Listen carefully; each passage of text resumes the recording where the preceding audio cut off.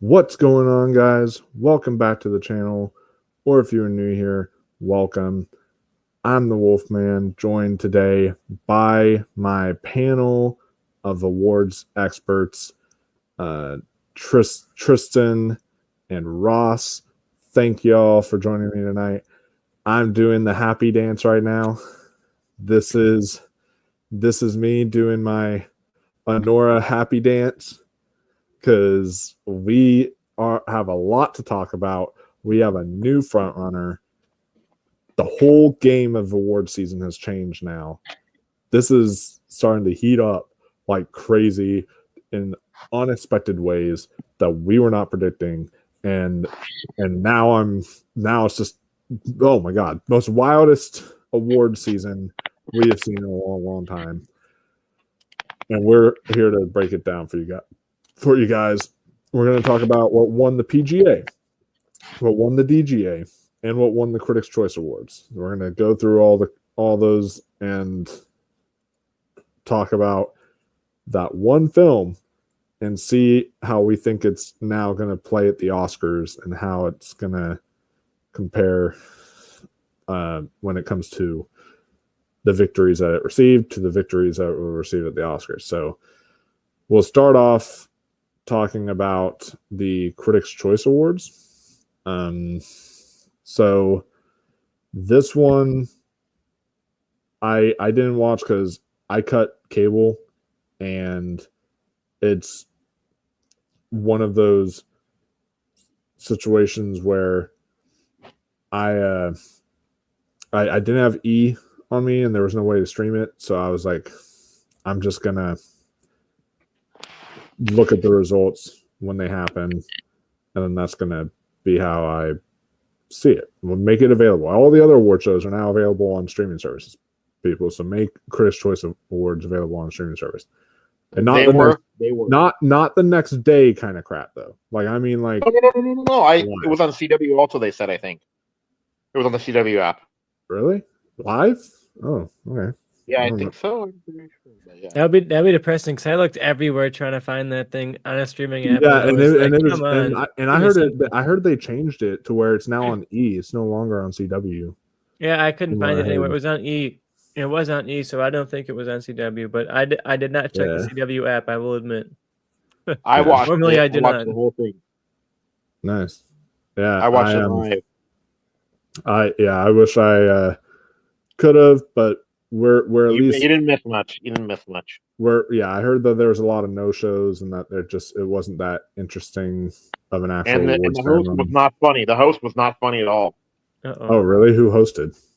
Chelsea Handler. Yeah, I can see why.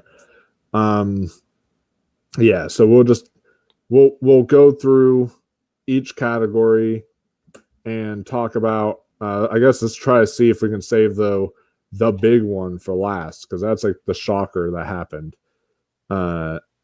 Let's try to go through all the other categories first, and then we can discuss what won that category. So try to make me watch Conclave again. It's not going to happen. Oh yeah, Conclave at this point is looking kind of dead, but who knows? That maybe BAFTA can save it. I mean, as far as picture, like, it's gonna win like adapted screenplay. Like, don't get me wrong there. Like, it's gonna come home with an Oscar for sure. Oh, scroll up. There's an unreasonably long amount of things. Okay, let's not talk about the television. Let's start with score.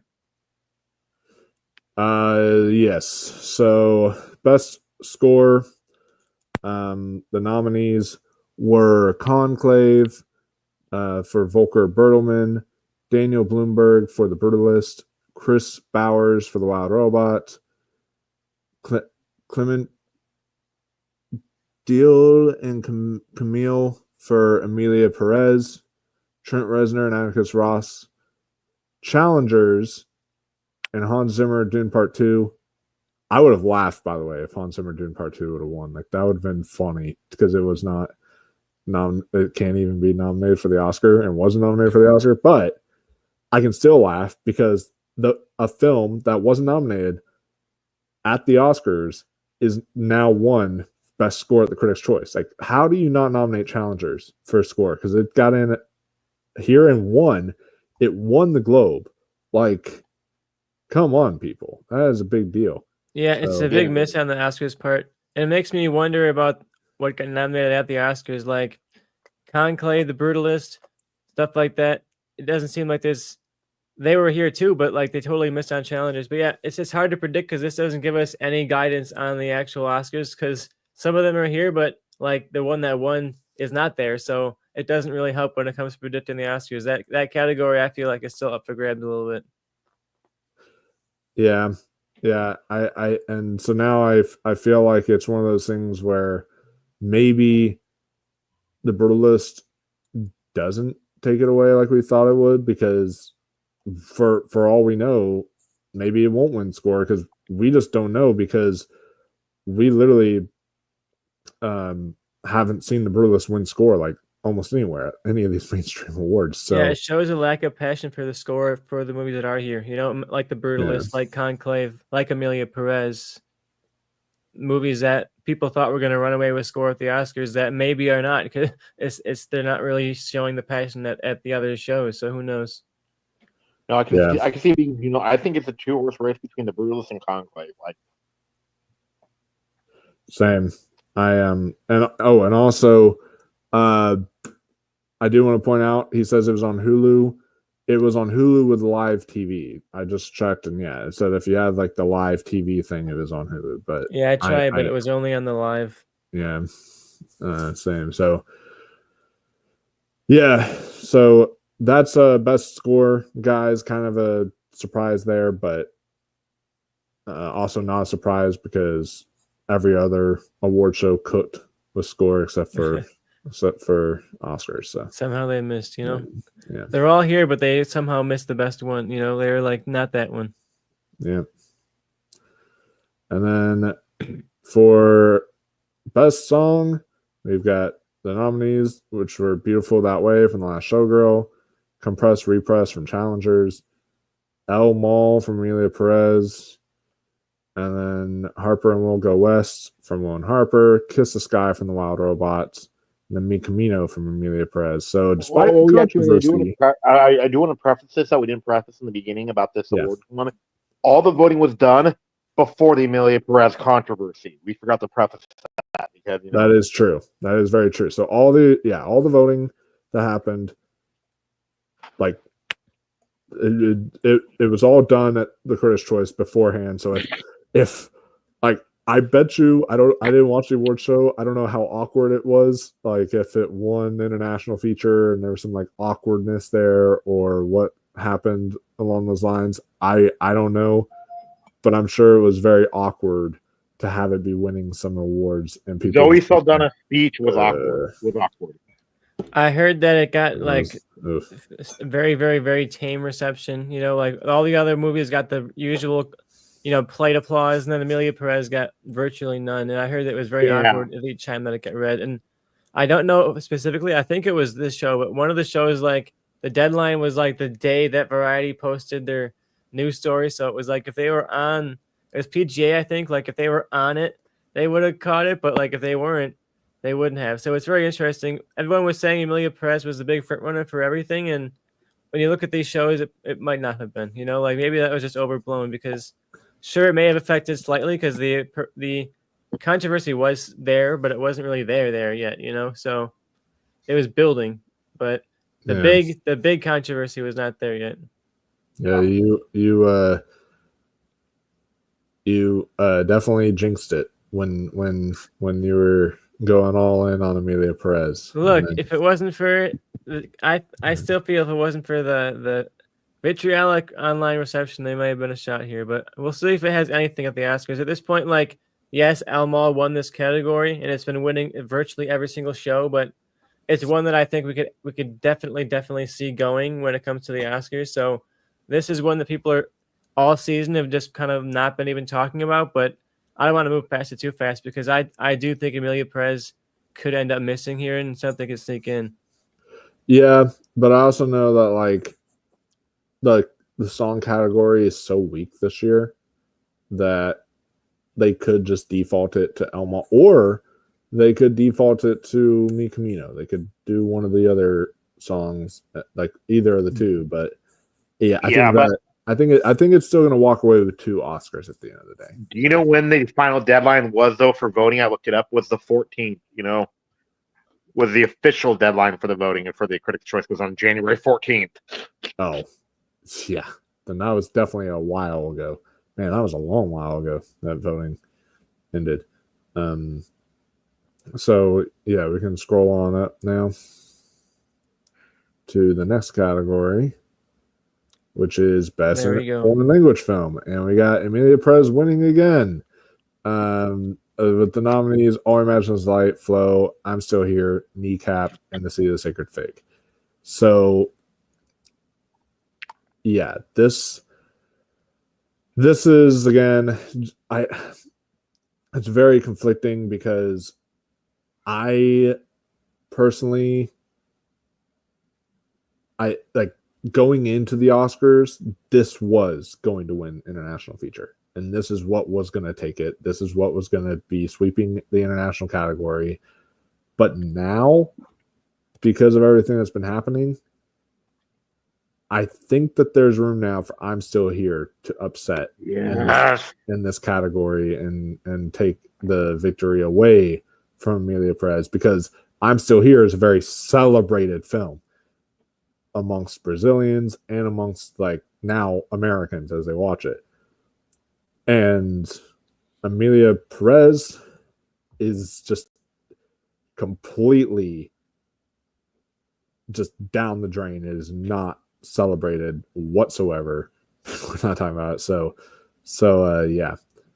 And I'm happy. And I'm happy if I'm Still Here wins. Oh yeah. No, I'm because when we do our Best Picture rankings, it is going to be high on my list. Oh yeah. Critics loved Emilia Perez, so you knew this was going to win, even despite the controversy. All season, it was the critics who were kind of hailing this as some kind of thing we're seeing. Even when audiences were seeing it and being like, "What the hell is this?" There was this huge subset of critics who were like, "No, it's actually secretly a masterpiece," type of people. And I feel like, yeah, this has a strong shot to still win at the Oscars. I don't want to totally dismiss Emilia Perez on all categories. I feel like it has a chance to be the sum of its parts is greater than just the one big controversy at its center. I almost feel like the actress becomes almost a scapegoat for everything else wrong with the film. They almost may feel, okay, well, she'll lose actress, but we'll still win foreign language film because we're kind of pinning all of our controversy on her. We'll see how it goes, but I definitely am at this point predicting I'm Still Here, but kind of rooting for Emilia still. You would, Tristan, when you watch I'm Still Here, I think you'll be on our bandwagon. I can't wait to watch it. I'm going to see it hopefully tomorrow. There is a very bad snowstorm coming in the area, but hopefully tomorrow I'm going to see I'm Still Here because that's the plan. The last one I got to watch of the 10, and then I'll be done. It's so good. It's amazing. Yeah, I think you'll really enjoy it. And I think that steam has just been picking up rapidly for that movie. And so I really do think that I'm Still Here, it can definitely upset with the Academy in multiple categories, not just in. I'm not going to say anything though, but there's this one sequence, and Mike knows which one that's 15 minutes long, where I swear I could not breathe. That my throat was down to my chest because I was that tense, Oh, interesting. Okay, we'll talk about it. Even though I think there's a new frontrunner, he says Best Picture is going to be between Conclave or The Brutalist. Okay, Kevin Davis, good to have you here. I'd love to see one of those happen, but not the other. He is throwing. Right, Mike. Though, do you know what I mean? Though, right, Mike? Yeah. That one 15-minute long sequence, which is in the trailer. If you've seen the trailer, you know which one I mean. Huh? Oh, yeah. With the house, with them inside the house. That's all I'll say. My throat, it literally, I could not breathe because that's how tense it is. Yeah, God, that was that scene was insane. We can move on to the next category now. For Best Comedy. A We tie. got a How are we tying tie. categories? What is this? Really? Wow. Okay. I mean, Critics' Choice they do ties a lot. I've noticed. Lady Gaga Get tied. out Lady of Gaga here. tied. Yeah. Back in 2018, the winners of Best Actress at the Critics' Choice was literally Lady Gaga and Glenn Close. They both like tied at the Critics' Choice Awards for Best Actress. So that actually happens more than we think at the Critics' Choice Awards. I don't know how it happens. I guess it's just the same amount. Those people get the same amount of votes in general, which is kind of crazy. But yeah, what Best comedy went to both A Real Pain and Deadpool and Wolverine as the tie here. And I mean, I think that they're both worthy. I would have loved to have seen, though, My Old Ass win this personally. It's like maybe one of my favorites in this category, or have like a Thelma surprise, something like that. Should have gone Hitman if I was them. They had me voting. I would have checked Hitman. If we have time to afterwards, we should actually talk about because they're starting to do the announcements of like who's going to be presenting awards at the Oscars too. Yeah, we can run through at the end like who the presenters are so far, which they're doing that early, which is interesting. They usually do that like the week of the Oscars. Well, no, they don't. They did it last year though. Because they'll do it, like a couple days at a time though. Like of the people that are already announced to be presenting. They'll do it in like blocks. Oh yeah, I remember that now. Yeah, like they one of the blocks is like the week of, and then they do so they do several different kinds of blocks. I remember that now. Yeah. What do you think on these winners, Tristan? For best comedy, it's for me. If you're going between all these options here, I'm going for Hitman. But I feel like they wanted to kind of squeeze Deadpool and Wolverine in there somewhere.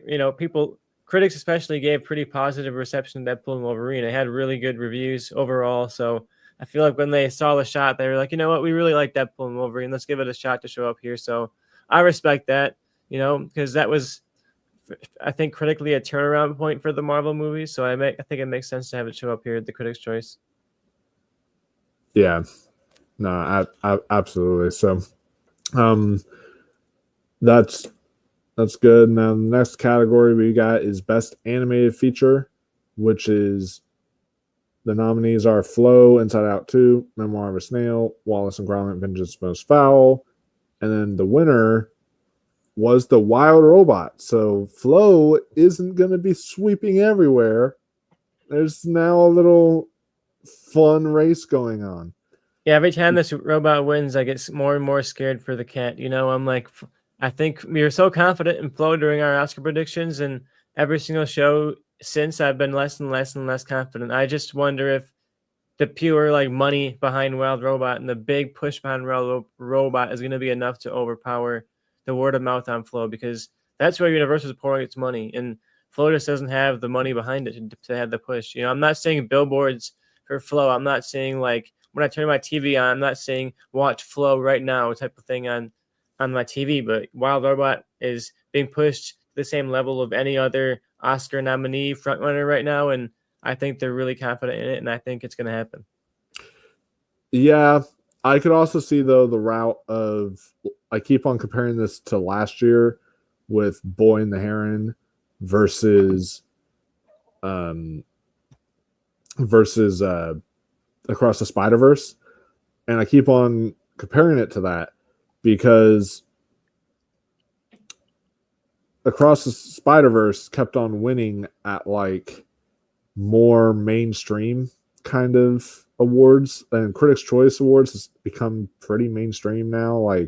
They're populist kind of picks and everything. So Across the Spider-Verse won the Critics' Choice Award. I remember that. Won the Critics' Choice Award for Best Animated Feature, and Boy and the Heron lost. But then Boy and the Heron won the Globe, and it won the Oscar. So there is still enough there to be able to push the Boy and the Heron to the victory.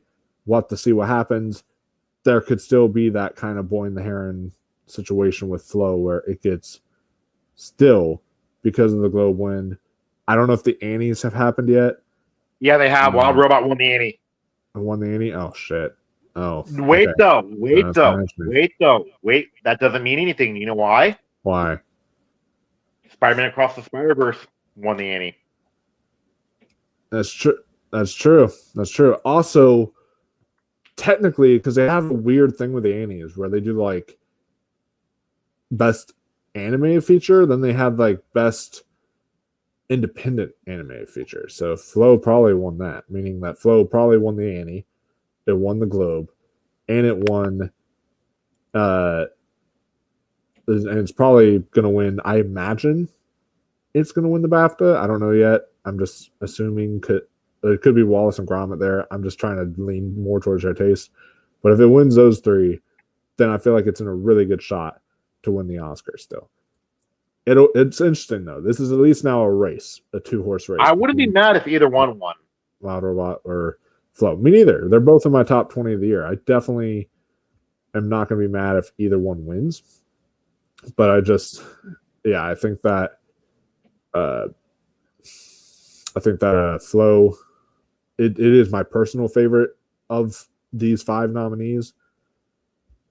But I think that I wouldn't be mad either way, personally. Yeah, I love the root for Flo just for the underdog sake of it, but I'm happy with all of them, and I love the Wallace and Gromit, so if something's going to sweep in there and upset, I'm cheering for Wallace to sneak in there and make everyone upset on Oscar morning. You know, somewhere in there, they'll throw in something crazy, and maybe it'll be here. Exactly. So let's go up to the next category, which is Best Visual Effects. We've got Gladiator. I'm not reading all the names. There's a lot of visual effects. We got Gladiator 2, Wicked, Dune Part 2, which won, Better Man, The Substance, and then Kingdom of the Planet of the Apes. So that is showing that Dune Part 2, despite it coming out early in the year, it is not dead for visual effects. I think that is something that it can still walk away with at the Oscars. It can still win for best visual effects because people, all they have to do is just see the sandworm sequence of him riding the sandworm, and they'll be like, "Oh, this is like orgasmic levels of like awesomeness or whatever." And that's all they have to do, and then they'll be completely and utterly blown away. I mean, there is that argument for Wicked, but if Wicked didn't win here after overperforming, then I feel like its Oscar chances are kind of slimming for best visual effects. I agree, and if even though we mentioned that Dune, like you said, came out a while ago, it's kind of faded from my memories in terms of the specifics of everything. But what didn't fade was those visual effects were amazing, and that's what you remember. Even if you forget about the performances or the director, you're like, "Who directed that? I don't know." But you know, the visual effects you'll remember, and I think that is going to show up at the Oscars too. Because sure, Dune underperformed at the Oscars here and there, but visual effects are not going to miss. And this is just further proof of that. Oh yeah, no, absolutely. What are you, Ross? What's your whole thoughts on this? Yeah. I think there could still be a surprise, but if I had to bet money right now, I'm betting my money on Dune. But like, I wouldn't be surprised by if Wicked sneaks in there and wins visual effects too. You know, you never know. Yeah, that's true. Then we have hair and makeup. We got Beetlejuice, Dune Part 2, The Substance, Wicked, Nosferatu, and A Different Man. And as expected, The Substance takes it, which I think it's just going all the way. It's going to be taking all the categories. It's basically going to sweep the makeup category. This was the moment I saw The Substance. This was the lock. I felt. I was like, okay, there's no way. Everyone's like, oh, but it's horror and it's body horror and it's grotesque. Guys, The Fly won. All right? Like, let's not forget, they've been awarding body horror for years now.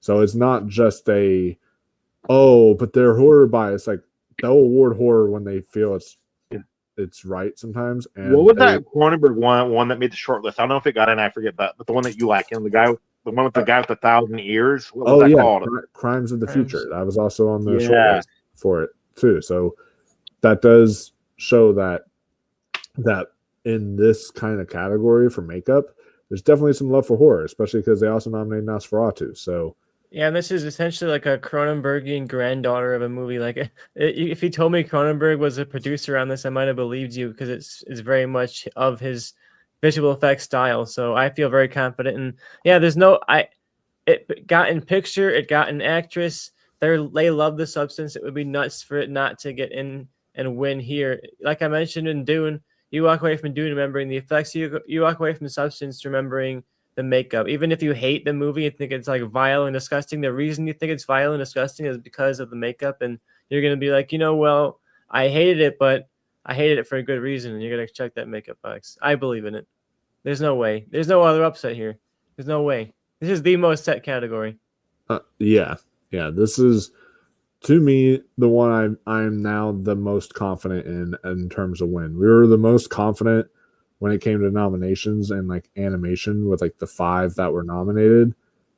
But for this is the most confident I am in a win. Like this is, I would this is the only category I'd bet money on. So I'm any other pick would be like the biggest L in like the history of the Oscars. Oh yeah, for sure. I feel like though, like I also too, I wouldn't be mad if Nosferatu or now like A Different Man won. I wouldn't. Like if they won, I would say like, okay, they had great makeup. It wasn't the substance level, but they had great makeup, and I think that it would still be deserving. But yeah, the substance, everyone walked away remembering Monster at Liz's shoe, like, and just the insanity of it. So yeah, these other movies are deserving in a different year, but not in the substance year. Like none of these are on the level of the substance, and it's a shame for stuff like Different Man that I think in a different year had a really good shot at being that movie, but it wasn't. Yeah. This is also one of the locks, I think, almost. Mm-hmm. Yeah, pretty much.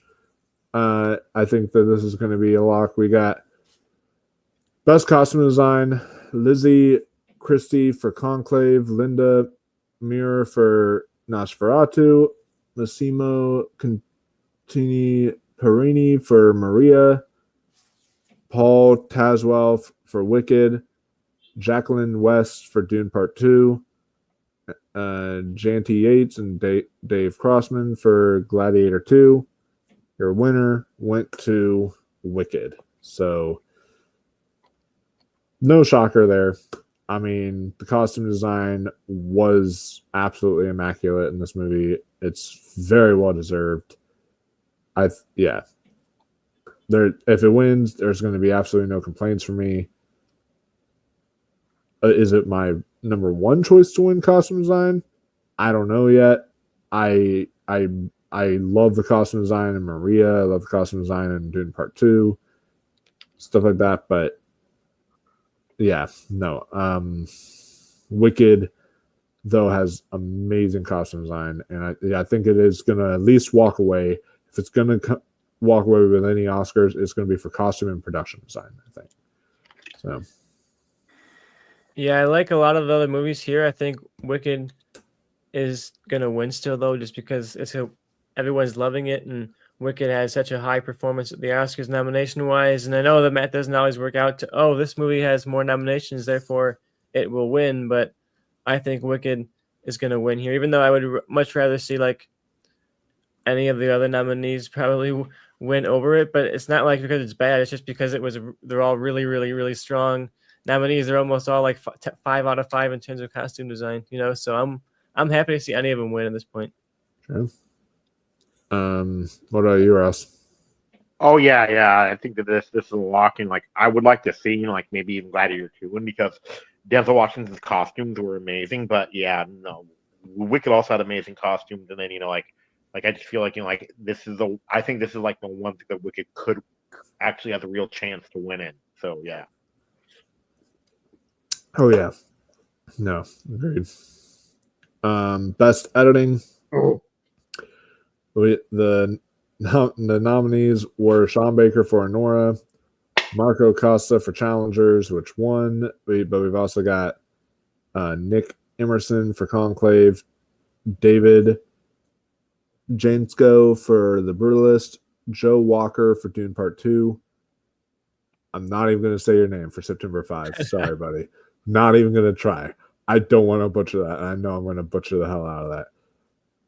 Once again, rest in peace, Challengers. You know, what are we doing? Yeah. How are we missing that again? Like, yeah, because like I remember like after I watched it, like after they were with enough, I texted Tristan. I was like, Tristan, guess what won Best Editing? And he goes, Challengers won Best Editing of the Critics' Choice. And I go, yep. And he goes, that one cooked. He said. Yeah. Like again, the Critics' Choice is going with stuff that the Oscars didn't even nominate. And you'll see this repeated again here very soon with like Best Director and such. Like Critics' Choice. They just wanted to make it harder. You know, they were like, we can't let them have easy predictions. We got to throw them off for a couple of categories. You know, we're gonna give them a front runner, so we got to make the other categories a little bit harder. You know, which is interesting because Critics' Choice, usually Critics' Choice is one that you can kind of look at and say, okay, these are trying to predict what the Oscars right now. Like that's what this is trying to do. But now it doesn't seem like that is the case. Now it's like they're just kind of doing their own thing, but then also still giving us a good balance of what will be nominated or what will win the Oscar and such like that when it comes to like winners in major categories like Best Picture and such. So one thing I hope this season inspires is more stuff like this where shows don't necessarily feel like, oh, we got to fall in line. You know, we got to vote for the same like 3 or 4 movies and that's it. It's been fun seeing shows just say, you know what, we loved The Substance. We love Challengers. Let's vote for that. Let's vote for this. And I hope it makes the season more exciting going forward where it doesn't feel like they got to predict the Oscar. It just feels like we got to pick the one we like the most. And that's been making it more exciting. I feel like that's been what's made this season so exciting is that movies are getting in that don't even show up at other shows at all. Or like Elle Fanning can show up at just like 1 or 2 shows and that's it. And it's been making it a lot more fun, a lot less like, oh, Oppenheimer shows up, so we got to vote for Oppenheimer in every single category, every single show, all the time. And I hope that sticks with the shows. Oh yeah, absolutely. What are your thoughts on this, Ross? I was so happy. I was like this might be the best. This might be the best award of the night. I think it was because Challengers editing was like impeccable. And like when I watched it, I said I hope this one's editing. So yeah, but this was actually a really good category for the edited movies. You know, I wouldn't take out any one. You know. Oh, same. All of them were exceptionally well edited. Challengers might be the best editing I've seen in all of 2024, though, like we talked about. So, I was very happy to see Challengers come out on top here. Critics' Choice decided to cook. So we can move on up to the next category. Production where design. We do best production design goes to Wicked. Again, it's taking costumes and production design. But the other nominees were The Brutalist, Conclave, Nosferatu, Gladiator 2, and Dune Part 2. So, yeah, I mean, I think all the reports of them building like 9,000 flowers or whatever, I think that report was just too strong. You know, all the 9 million. 9 million. Oh shit! Them planting 9 million flowers, even more than what I was expecting, and alongside all this other stuff, all this other stuff that they talked about with all the sets that they made, and them just bringing you back to the world of Oz and making you feel like you're there again. They did a really good job of that, and so I do think that it is going to win production design. But I would be honestly okay with any of these winning production design. All of them had amazing production design for me. So Yeah, I think this is going to be one of Wicked's categories for sure. And even though stuff like Nosferatu, I think deserves to be getting it because the production design is so incredible in that. I think Wicked is so showy, and the fact that Wicked is so bright and colorful, it really shows off the big sets and the big costumes and all of that stuff that you can see compared to Nosferatu, which is definitely, dark and kind of low. You're not seeing like the big scale of big cities and all that kind of stuff that you get in Wicked. So I think Wicked has it. Yeah. No, I completely agree. So we're gonna first off, Ross, what did you think of production design? I think Wicked deserves this. But like I'd be happy like any one of these were to win because Nosferatu though in a way remind me of The Thing, how it made you feel like cold almost, and then like I love the movie like it can make you feel cold, like based on the settings and everything, like it kind of reminded me of like Nocturnally in a way or like Sweeney Todd. So I love stuff like that, So yeah. Yeah. No, I completely agree. That's a good point. So yeah, we can move on to the next category, which is best cinematography. This one, massively surprised, I feel, because I thought Critics' Choice was going to go with something like The Brutalist, something like Conclave, something like Dune Part 2, or if they really wanted to piss me off, I would not have been surprised if they would have gone with something like Wicked. My heart wanted Nickel Boys. Knew that wasn't going to happen. But the next one I wanted, right next to that, would have been Nosferatu. And they actually did it. They awarded Nosferatu best cinematography. This might have been the most giddy that I was when I heard the winners announced, because it didn't win cinematography at like a few other awards and such. So this is the first like major award show where they've awarded best cinematography, and they gave it to Nosferatu. And I'm just fingers crossed that it can go all the way, maybe take home the BAFTA for cinematography, maybe take home the Oscar. Like, I want a night where we see horror celebrated. We see Demi Moore win actress, The Substance win screenplay, makeup, and cinematography go to like Nosferatu. Like that would be 4 of the nominees of the 23 categories. That 4 of them would be awesome, like horror movies winning. That would be insane. And I would be all for that. So yeah, I would love to see Nosferatu win. It was something I was rooting for as an outsider, but I didn't really think it had a shot at the Oscars. But this gives me hope that maybe it does, and it's one I'll be rooting for absolutely, because such a gorgeous movie, and it really enraptures you. Like Ross mentioned, it has that just dire, dreary, gothic feel to it, and I think all of that comes through from the cinematography and the color and how it captures the look of an old silent film. It has that like sepia sequences and really dark, almost nearly black and white sequences, and gorgeous to look at movie. It feels like what a movie would look like if you took a filmmaker from the 1930s and gave them 2025 filmmaking equipment and said make a movie now. It feels exactly like what that would look like, and that comes through from the camera work. So I love to see it win. Same, absolutely. So yeah, Yasi agrees. They want Nosferatu to win cinematography, but they also think it's going to go to The Brutalist. Like you mentioned, Oscars are kind of not into horror movies, and although they're overperforming right now, we still got to remember that the Oscars don't really go for horror movies all the time. Sometimes they do in these categories, but they don't. They still do shaft horror movies. Yeah, they do, but yeah, there's still times where they do shaft horror movies. Especially, they'll show love to them, like how they nominated The Lighthouse. Like they'll show love to them on occasions, in like 1 or 2 categories here and there. But again, like The Lighthouse, it should have won best cinematography that year, but it didn't, and it's because it was a horror movie. So we'll see how Nosferatu does in terms of wins. But Ross, what do you think on on this. Well, I would like either rooting for like Nosferatu or the Brutalist, only because like both of them are like it's because like the Brutalist is actually a throwback. It really looks like a film that was made in like 1975.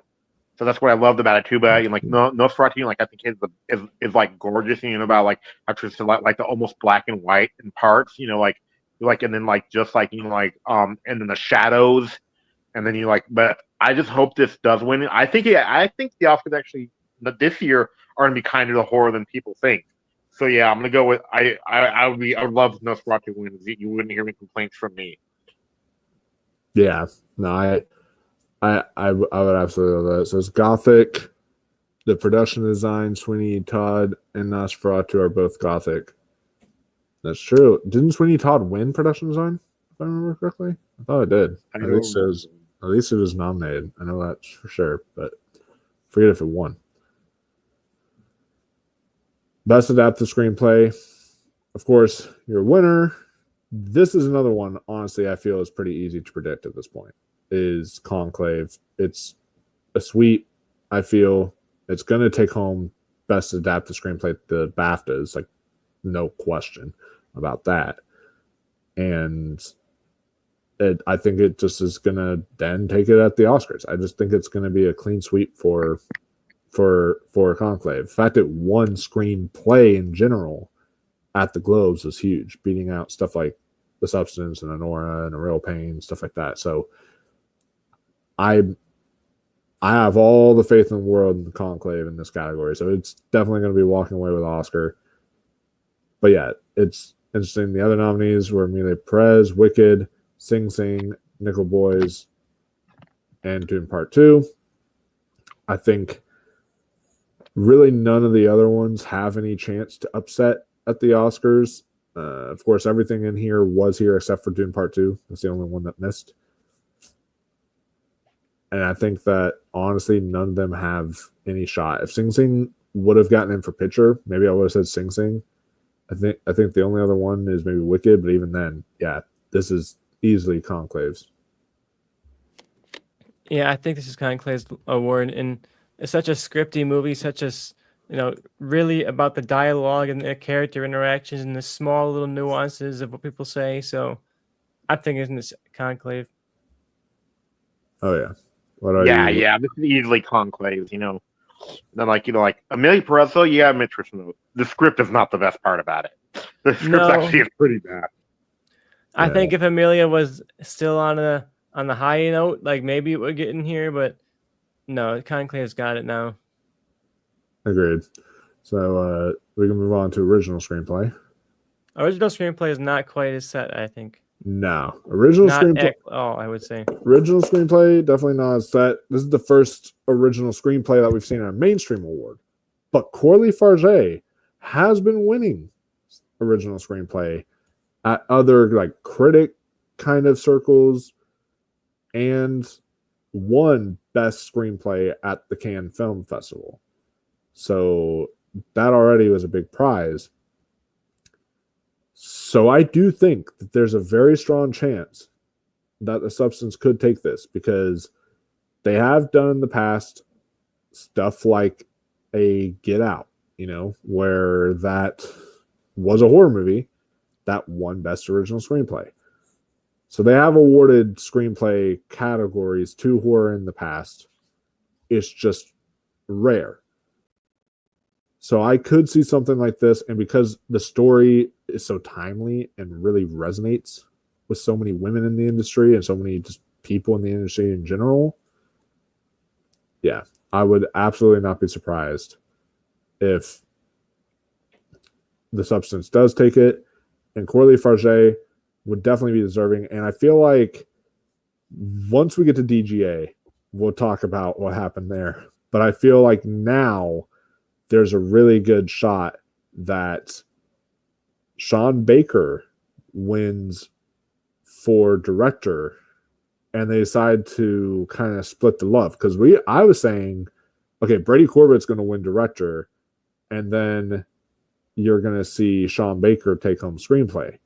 But now they might want to spread the love a little bit and say, Corley Farge made such an impactful movie. we need to award her something. But let's just not award her director. Let's award her best original screenplay. I could see something like that happening. So, yeah, I think especially now that we have, spoiler alert, a frontrunner for Best Picture, and it's not The Substance. I think they're gonna say, you know what, we're giving picture to Anora.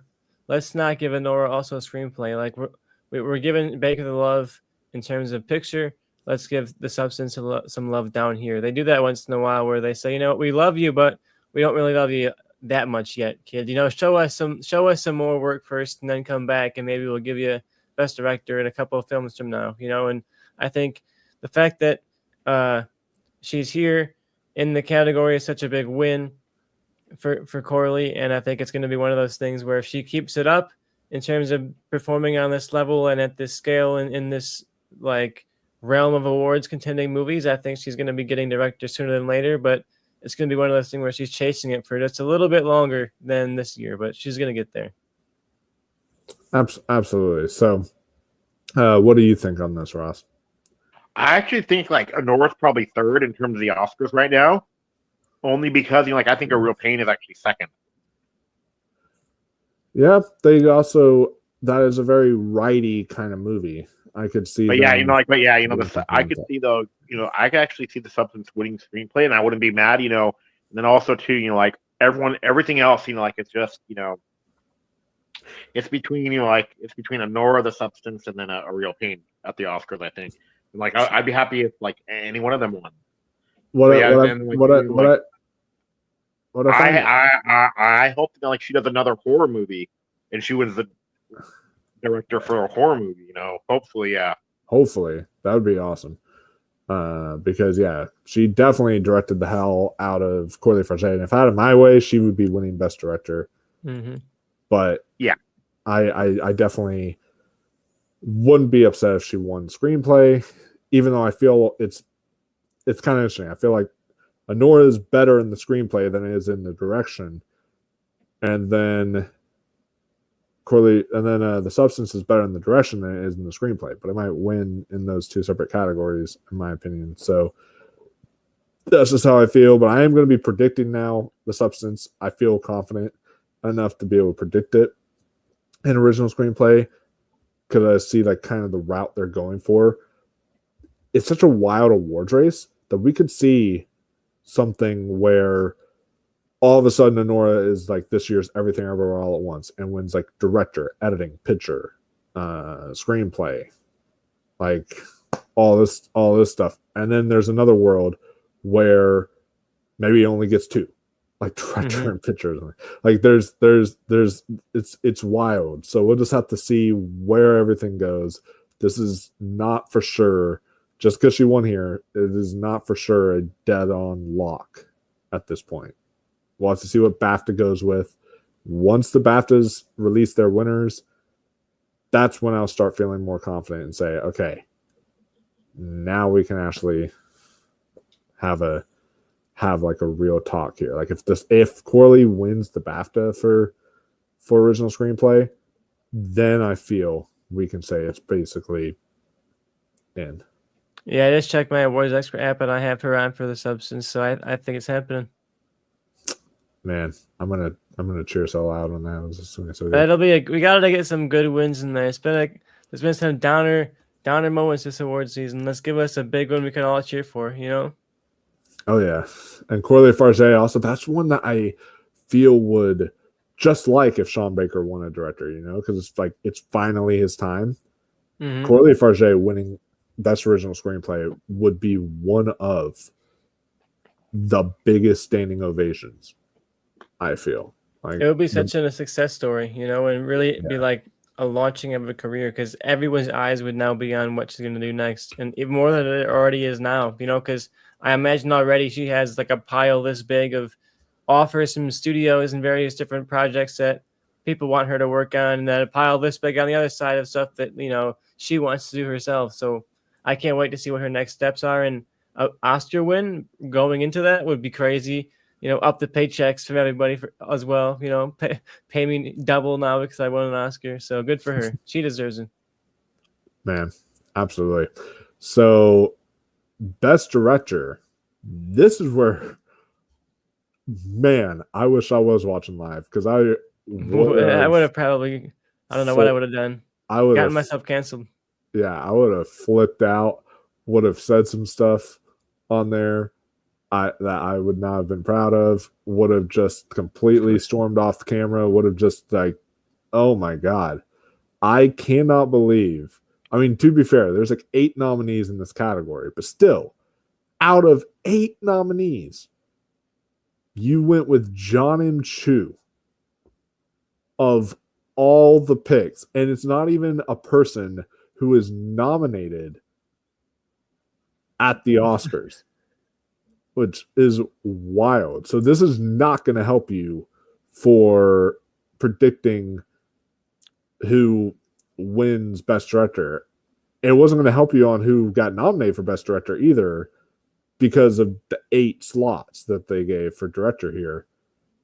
But are you really telling me that John M. Chu did a better directing job than Sean Baker? Are you really telling me did a better directing job than Edward Berger, than Brady Corbet, than Corley Farge, than Ramel Ross, and then Denis Villeneuve?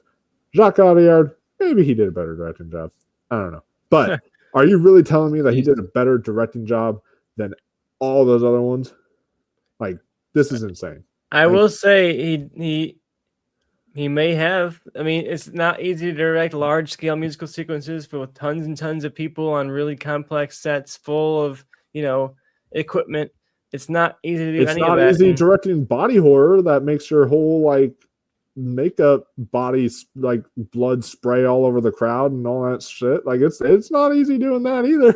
Sure, but when you look at the scale of Wicked, I think it has a bigger scale than any of these movies do. Maybe not as big as Dune, but honestly, maybe. Like, Dune has action sequences and stuff like that, but Wicked has as many musical sequences as Dune has action numbers that are as impressive in a production standpoint as the action is in Dune. And I would have loved to see John sneak in at the Oscars, and it would have been so exciting because I would have been like, oh my God, he's winning. But he didn't even get in. So I guess I can just celebrate right now and appreciate that he won here. He doesn't necessarily deserve it, but I'll defend him against all the haters this week because it's not easy to make a movie as huge scale as Wicked and actually have it turn out good. We've seen so many bad Broadway adaptations, and he was like, you know what, I'm gonna make a good one.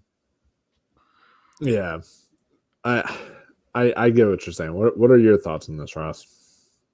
This is, I don't know, but I liked his speech. But I would have gone with anybody else except for Emilio Perez guy. John M. Chu, he started off by saying, "I just love making movies." That's what he started off his speech with. But yeah, he actually directed 2 good Broadway adaptations back to back. But I like him as a director. I don't love him. I loved Wicked, but not because of his direction. It's more the story. Yeah. So yeah, John M. Chu though. I just don't. This is one of the weird picks I've ever seen. In the Critics' Choice. Yeah. Yasi Sophie said, I started cussing after John M. Chu. I don't blame you, sir. And they had another weird pick though in the TV category too. Critics' Choice did that night too. Oh, Which really? category? What was that? Best Actress in a Drama Series. Anna Sawai didn't win. What? Who won? Kathy Bates and Matlock. Oh my God. Are the Critics' Choice going to start becoming the Globes? Are these going to switch bodies with one another? Or are they going to start becoming the old Globes? Because the Globes cooked this year. They had fucking phenomenal picks when they were winning. And I'm like, now is the Critics' Choice going to become? They kind of cooked the Critics' Choice. They're cooking in a lot of these categories. They get challengers, and they got Nosferatu. But I feel like what it is. A way that we can compare Critics' Choice to now, we can't really compare it to the Globes anymore. We can't really compare it to BAFTA and all these other things. What we can compare it to is stuff like the Astras, like the Hollywood Critics Association, stuff like that, because a lot of the same stuff that's being awarded here was the exact same stuff that was awarded at the Astras. John M. Chu did win Best Director at the Astra Awards, so This shows to me that he was probably like number 6 at the Oscars. Yeah, I honestly do feel like he was the 6th person to get in there. Sorry to me, you were probably like 7, but yeah, I think John M. Chu would have been 6, definitely. Man, what a shock, what a surprise. Yeah, and he says how he explained above that Critics' Choices no overlaps with the Oscars. Not anymore, that's for sure. Best no. He means the voting. I think he means the voting too. Voting. Oh yeah, voting for sure. Yeah. Yeah, but especially, but also sometimes nominees and such as well. But yeah, best acting ensemble. We've got Anora, Conclave, which is your winner. Emilia Perez, Saturday Night, Sing Sing and Wicked. So I'm happy with this. Conclave, phenomenal ensemble. And the reason why I said earlier that I'm not ready to call Conclave done yet is because they could still throw us completely for a loop and we watch the SAG Awards and then all of a sudden SAG Ensemble goes to Conclave. And we're like, wait, what? And that's like something that completely surprises us. And then maybe the BAFTA awards go to Conclave and or something, and because it's British, and that could just make us go like, what are we gonna do now? Holy crap! And like us like freak out again. So I'm not ready to call it done for Conclave yet. I feel like there's still room for it, but I feel the SAG now might be between like Conclave, Wicked, and like Anora, something like that, or someone. Yeah, Conclave has to win some stuff and start really showing up more to be on my radar again, because it was for a second, but yeah, stuff like this keeps it alive, and if it keeps doing this, it might sneak in. I hope not, because I'd rather it did not win, because it's not my favorite of the nominations, I'll say that, but I guess it had a good ensemble. Not a great ensemble compared to the rest of the movies here. Like a lot of great actors in there who are doing some good stuff, So I'm not undeserving of the win, but I would have loved to see it go to stuff like Anora, where they filled out that cast with like people you've never even seen before that just nailed like 1 or 2 lines perfectly, And I think that's more of an impressive ensemble than, okay, you hired a bunch of like really good actors to be in the movie. Yeah. Yeah, because like, imagine how cool it would be to see the old man in Anora, the one at the ice cream shop place, come out and Yeah. No, that I think that would be great. And Anora has a fucking good ensemble. So you remember that guy or no? The old man at that yogurt shop or ice cream shop. Yeah, I remember him. He was great. So yeah, I man, that is a good category though.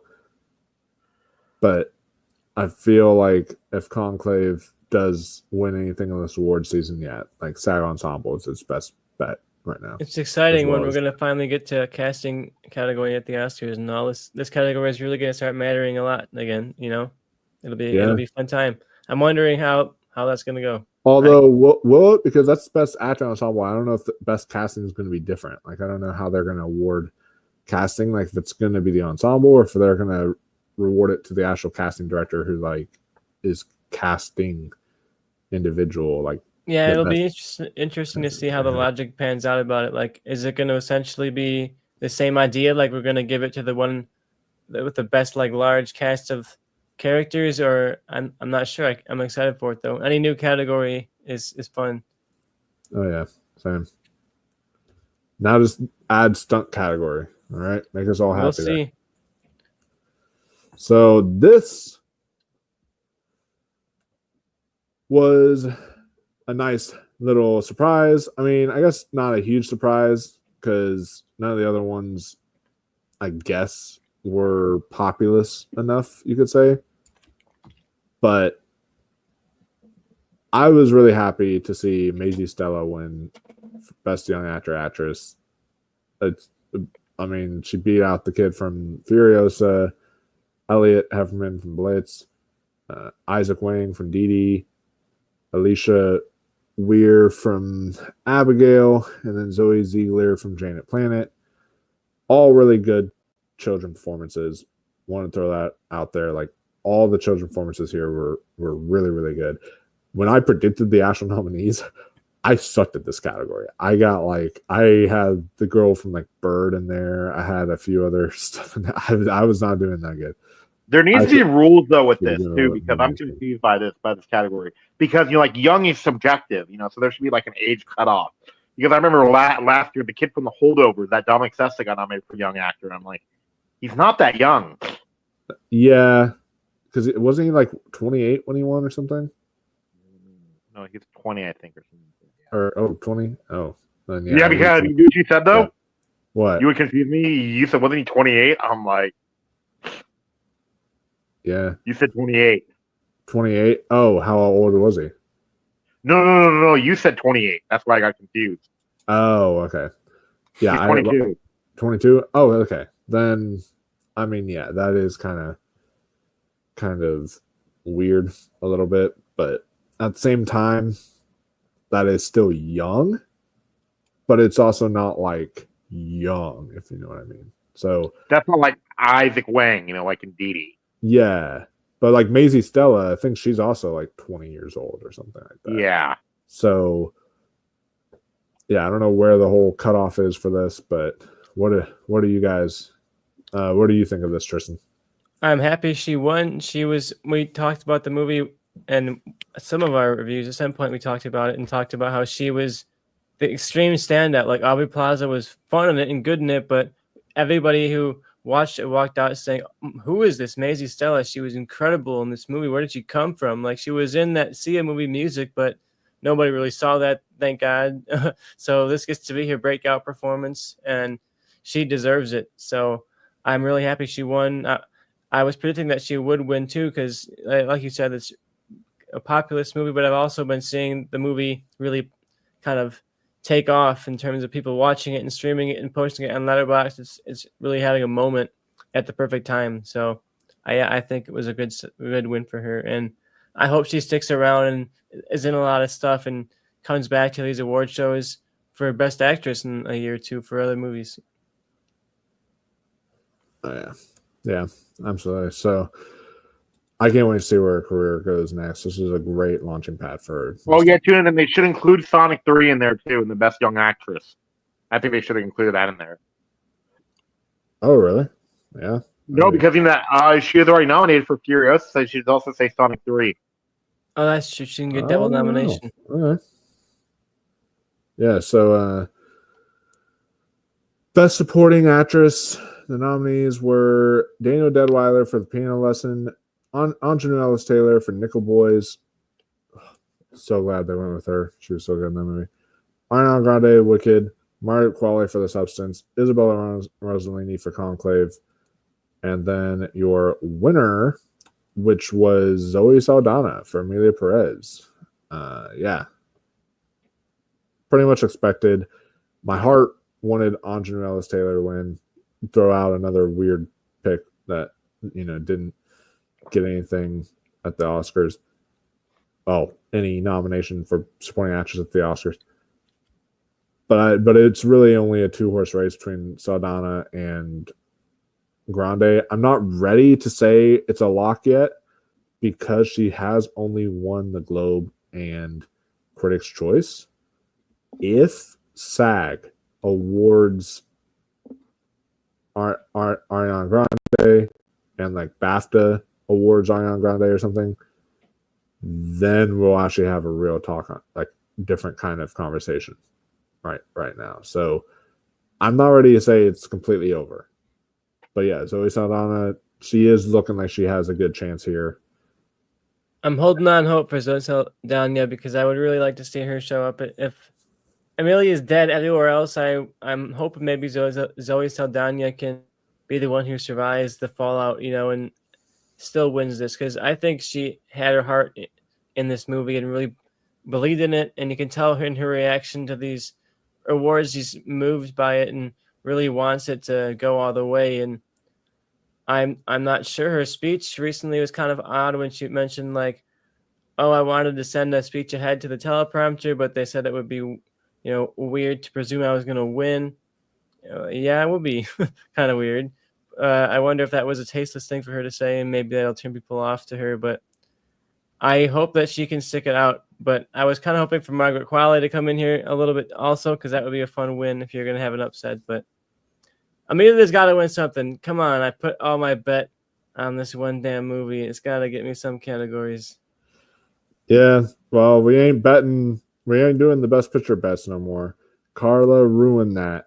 We were going to come on here and do a whole announcement on stream that we were going to do like a $10 bet that if Amelia Perez won, that I'd be getting $10, and if it lost, then I'd be giving Tristan $10. But then we tested each other. We were like, yeah, that bet is like off now. After we're gonna have another bet when we get to picture. I'll have a bet for you if you're interested. Alrighty, well, that'll be fun. We'll see how that goes. But yeah, that bet was out of the equation. Carla, you ruined that as well. What were your thoughts on this, Ross? Okay, I'm almost ready to call this a lock. And then, like she mentioned her co-stars, and I think she mentioned you like them by name, but she didn't mention Carla. I remember, so I thought that was a little weird too. Yeah, that is interesting. Yeah. You know what? I just think that I think that like this is 99% a lock. That is a safe pick on her hands though. If she would have mentioned Carla, that would have probably been. If she was like, I would like to thank Selena Gomez, yada yada yada, and Carlos Sofia Gascon, and blah, blah, and like she says all these, like that would have probably come across. Yeah, it's probably no. Actually, I think it would have been a little bit more though. It is because I would have it wouldn't have now I would have noticed it if she had said everyone's name, but I noticed that she left out Carla's name.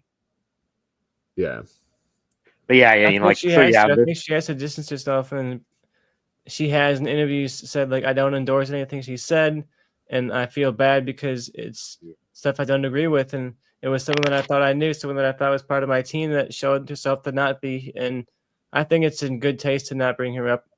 I think it would be sure she was in the movie with her, but there's too much baggage around her and her. Yeah, or she could have said that actions and her reactions, and if she wants to distance herself from Netflix and go to interviews without Netflix's approval by herself, then they can also cut her out of all this marketing. Yeah, campaigning and goodbye. Well, I feel like if she would have said it, I'd like to thank all my co-stars. That would have been. Yeah, that would have. Zoe Saldana paid her dues in the industry, and she has been discriminated and character casted before. She deserves it. Yeah, but yeah, but she's she got was the good in the overdue movie. narrative for sure. Yeah, she does. So I'm just happy with this one. She's one of the only things I really liked about Amelia Perez. So this is almost a lock. I feel like too.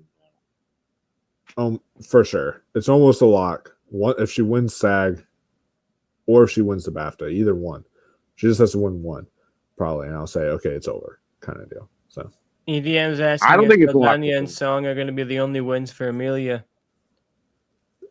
And Song, yeah, I think that one.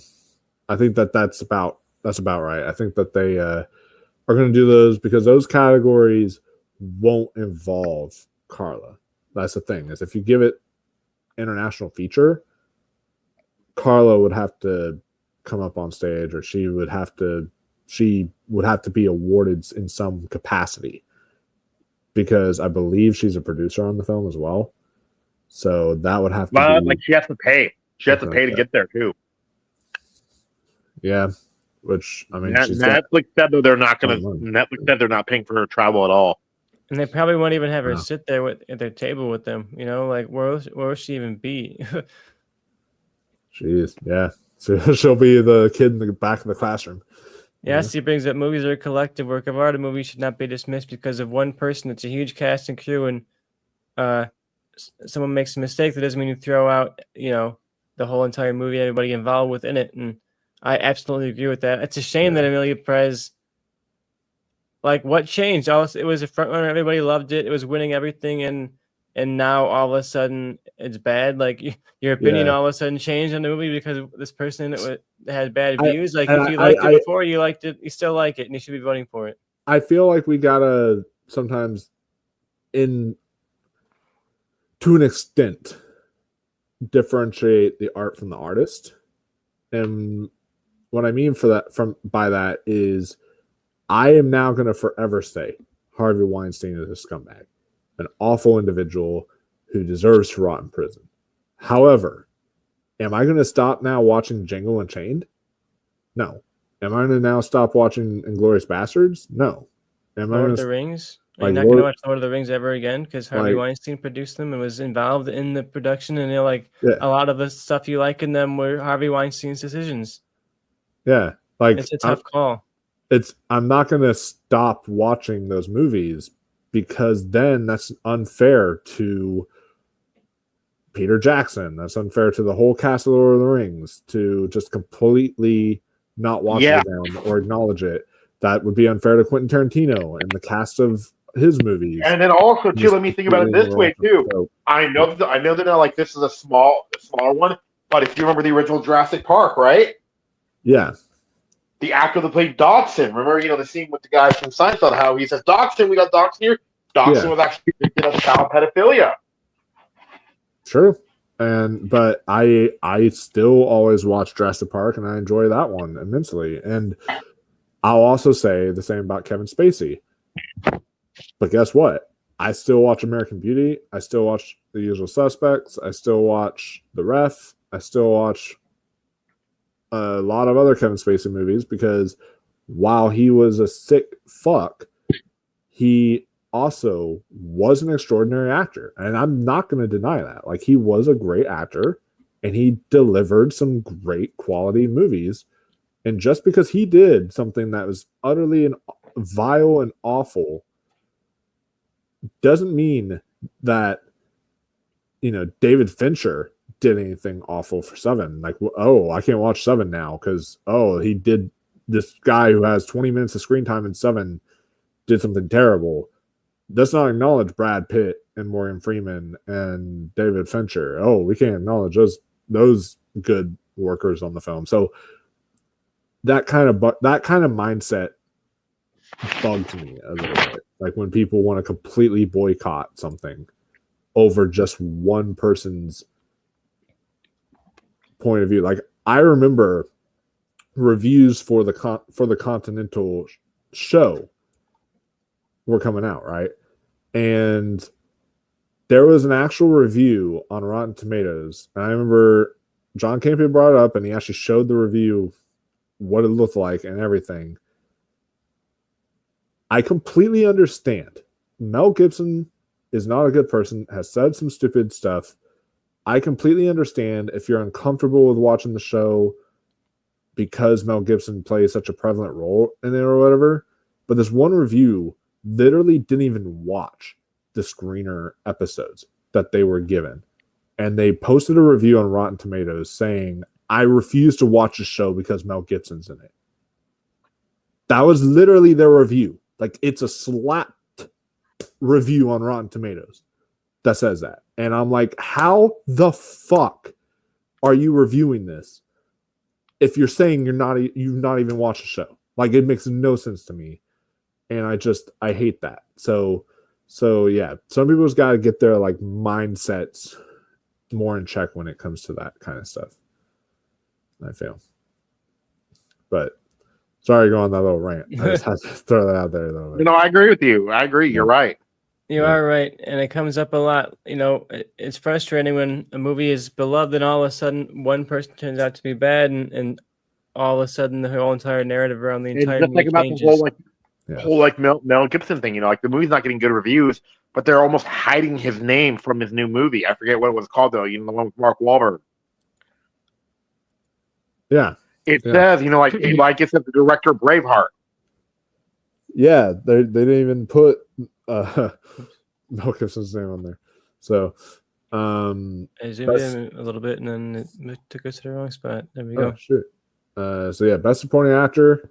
This is one that I feel pretty much is a lock at this point. We will see. I'm almost ready again to say. Well, okay, I'm almost ready to call it a lock. Almost. That's the keyword, because if Edward Norton surprises and wins at like SAG, I'm gonna be all like, whoa, okay, now we got an actual like competition here and all that. And it'll be really interesting. Because the thing is, Kieran Culkin won Here for Real Pain, and he won the Globe, he won the NBR, he won all this other stuff, but like it's statistically proven that for the most part, other than a few rare exceptions, you don't really win Best Supporting Actor if your movie isn't in Best Picture. So is Kieran Culkin going to be one of those rare exceptions where he still takes it despite it not being in Best Picture? Is he going to be able to overcome that narrative just because of his personality, just because of his how he is, just because of his performance? Like, is he going to be able to overcome that? We'll have to see. Or could someone like an Edward Norton come in there and surprise last minute? And I mean like last minute with like SAG and BAFTA and all that, and take those awards and then take home the Oscar and just completely surprise us. I feel like at this point, it's the fact that Culkin is just out there more. He's being talked about more. He's campaigning harder. Like Edward Norton doesn't really seem to be like doing a lot. You know, he's not really trying to get the award that hard, you know, and whereas Culkin feels like he's booking shows all the time. He's doing interviews all the time. He is riding this campaign trail, and I think that's going to be what gets him. And there's nobody here who's really like doing that big of a push, you know, like, oh, maybe Edward Norton could maybe, but like I'm not seeing Edward Norton clips going viral on TikTok and things like that, you know, but Kieran Culkin I am. Yeah. And I mean, yeah, campaigning is a huge part of it. If Edward Norton was campaigning a lot, I feel we would fully be able to say, okay, Edward Norton might actually have a really good shot. But because he's not been out there and not really been campaigning, that is a part of it. That could definitely hurt his chances. But also at the same time, like what EDM says, A Complete Unknown, it has 3 acting nominations, which means voters are going to watch it now and pay attention. They're going to be like, oh, damn, it got in for Monica Barbaro and it got in for Edward Norton. Like, it overperformed. And so if enough voters watch it and it does surprise, like I still feel it's, I know people are coming writing saying like, oh, this is a lock and this is a lock now for Critics' Choice. And I still feel, even though people are saying Adrian Brody's a lock after his spoilers, we're going to get to that category, but people are saying that he's now a lock to win. SAG still has yet to happen. And yeah, for all you know, SAG, which awarded A Complete Unknown way more in nominations than they did with The Brutalist, they could still go with Timothée Chalamet. You know, and if they're going with someone like a Timothée Chalamet at SAG, then wouldn't that also make sense for them to go with someone like a Norton? You know, who knows? Yeah, and also too, I'm going to bring it up though about like how poetic it would be, like if Timothée Chalamet and about like winning the Oscar against Adrian Brody. I'll point out, you know, like when we get there, but it'll be definitely poetic in my opinion. And also, EDM does make a good point. Sylvester did campaign. Mark Rylance didn't even campaign against Sylvester. And like he wasn't even out there, he wasn't doing anything, and he still ended up winning the Oscar at the end of it. That's very true. You can't give up yet. I would love to see somebody else come in. I didn't really super love A Real Pain, so I'd be fine seeing somebody come in and upset it and take it. So yeah, let's see what happens. I mean, Kieran Culkin, I loved his performance, but I also do understand the criticisms of he's playing his character in Succession, and I also understand the criticisms of it's not really a supporting performance. I personally, I mean, if it was up to me, I'd have like Yura Borisov one, but I would be completely happy with Edward Norton winning. He's long overdue. That's another thing. He's got the overdue narrative. If that overdue narrative plays a factor, they might be like, Edward Norton, you've been around for ages. You've been nominated now like 4 times. You finally deserve to get. It's been forever since his last nomination too. Do you know how long it's been? Birdman, right? Yep, that was his last nomination. It's 10 years. Yeah, man. So that has been a while. I'm the shocked. It's been 10 years since Birdman came out. That can't be right. I'm not that old. Can I be that old? Oh my God. It's actually technically 11 years. So there you go. To make it feel even more old. Painful. Best Actress. The nominees were Cynthia Erivo for Wicked, Carla Sofia Gascon for Amelia Perez, Marion Jean-Baptiste for Hard Truths, Angelina Jolie for Maria, Mikey Madison for Anora, and your winner was Demi Moore for The Substance. This is one that again, I'm not ready to call a lock for the Oscars, only because she's not able to go up against Fernanda Torres in this lineup. Like, she's not even nominated here. She's not nominated alongside Fernanda Torres at BAFTAs or at the SAG, and they were in separate categories at the Globes. And I'm just saying that Fernanda Torres has so much momentum from the Brazilian community, from the international community, and now Americans are watching the film and they're saying, oh shit, I understand the hype. Yeah, like my friend, I'm going to bring up this story too. Like my friend Ashton, right? When she watched the Golden Globe, she got mad because she's like, who is this woman? This Fernanda Torres.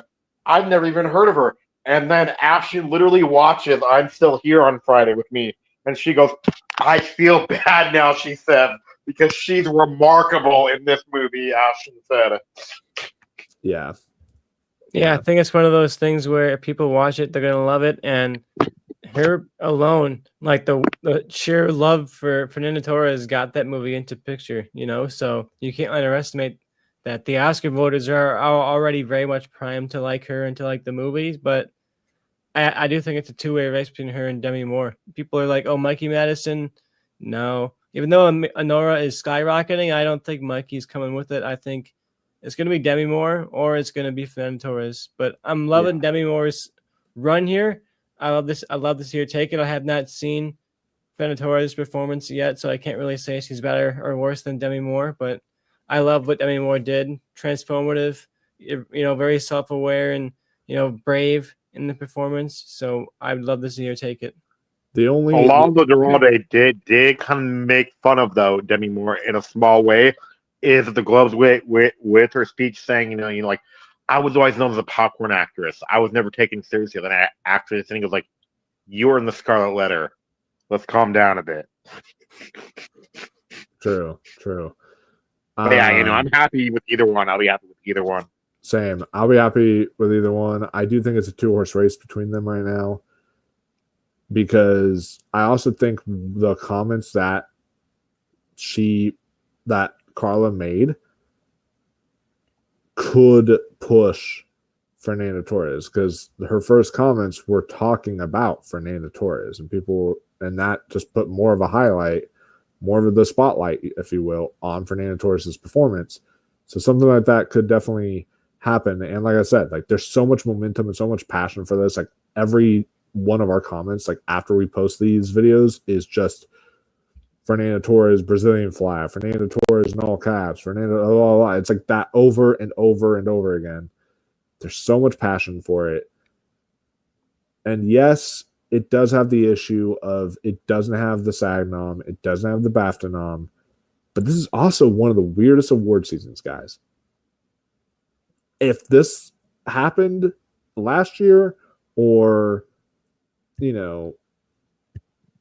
maybe a couple of years ago, then sure, I would be sitting here telling you Demi Moore is going to win in The Substance. If the drama never happened and this is just completely, it's like a stale, kind of boring award season like last year, sure, I would outright say, yeah, then Demi Moore is going to win. But because of just how strange this award season has been, I really do think Fernando Torres does have a shot, but it's like a 2-horse race right now. So, any final thoughts on that before we move on? Nope, I'm just excited, and hopefully I'll be happy with either one. It's a fun category for sure. A lot of deserving winners. Absolutely agree. So, Best Actor went to Adrian Brody for The Brutalist, beating out Timothy Chalamet for A Complete Unknown, Daniel Craig for Queer, Coleman Domingo for Sing Sing, Ray Fiennes for Conclave, and Hugh Grant for Heretic. So, a good, solid lineup of actors there. And Adrian Brody, despite the whole AI stuff that came out, was still able to pull off the victory here. And definitely deserved. But again, he is that kind of criticky kind of pick. You know, something that wins at the new voting body of the Globe, something that wins at all these other critic awards and such like that. I'm waiting to see how SAG is. I'm not ready to say, like other people, Adrian Brody's now a lock. Oh my God, he's now a lock. I'm not ready to say that. I really need SAG to happen to determine who wins this, because Timothy Chalamet still has a very strong shot, and he is putting his name out there. He just hosted SNL. He's like trying to campaign, trying to do what he can to the best of his ability, and so he's doing everything correctly. He's doing everything right. I think that there's a strong chance Timothy still takes this. But, you know, if they're just like, oh, Adrian Brody, he's a legend, just to give it to him again, that could happen too. I think we're absolutely seeing a repeat right now of Elvis versus The Whale. The Whale being the brutalist. It's this comeback narrative for like a long time absent actor, and versus the new blood coming up and doing a very on the nose but effective like imitation performance of a famous actor with a really iconic voice and extremely iconic music and performances. And I think he has that narrative of he learned how to play guitar, he learned how to sing. Although, like, is that hard to play guitar and sing like Bob Dylan? You know, I feel like if you give anybody like, you know, a couple of months in a guitar and a bunch of hours to spend time, anyone can learn guitar and learn how to sing. But you know, it's still impressive when you see a musical like this that he actually did sing and actually did play guitar. So that's a good narrative for him. And sure, they don't really give awards to young actors, but I don't think it's like Timothy's young, but he's also been around for a long time. Like, he's not as young as you would think. Like, he's young comparatively to a lot of the other nominees and the other winners, but he's been around in the Oscar campaign movies for a few years now. So I feel like he almost already is starting to build up this slightly overdue narrative of he's been here for so many movies in a row now. Almost every year he shows up. Is this his chance to get it? And I almost wonder if there's a pressure to not let him wait, you know, to not let him be like a Leo who sits there for like decades and never gets it or whatever. You know, I wonder if there's this pressure of we got to be on it. We got to get the new young blood right now while he's here and not become infamous for letting him not get it. Yeah. I have one last thought before I get to mine. Ross, what are you? Okay. I could see, though, you know, like, if he does, I'm not saying it's a lock, but if like Chalamet does win, it'll actually be almost poetic, because not what Tristan said, because do you know who the youngest best actor winner ever is? Lead actor winner ever is? Adrian Brody. So if he were to beat him, you know, so that would be kind of poetic, actually. So I got one thought I want to throw out there. We're all right now saying Timothy Chalamet could potentially be your SAG upset, could potentially be your BAFTA upset. But also, I'm hearing Tristan, what he's saying about, the young age gap, all that stuff. We're not talking about Ray Fiennes. What if SAG happens and Ray Fiennes wins? What if BAFTA happens and then Ray Fiennes wins? Then we'll be like, oh my God, is this going to be his year? And we'll just flip out finally because then just freak out that this might actually be Ray Fiennes' year. Like, that could happen. Honestly, I'm not feeling confident in the Brutalist for SAG, because are they really They hated it. going to award that film Best Actor if that was the only category that it was nominated for? Because Guy Pearce missed, you saw Felicity Jones miss, and the ensemble miss, which I know it's not really much of an ensemble film, but still, like, they've nominated non-ensemble movies and ensemble before just because it's a big Best Picture frontrunner. So just based on that alone, is he really going to win? Or is someone like a Ray Fiennes, who his film also got into SAG Ensemble, or Timothée Chalamet, who literally got all the actors in, as well as SAG Ensemble, gonna lose? Like, are we really saying that? I don't see that a world. I see one of those two being your front runners for SAG, honestly.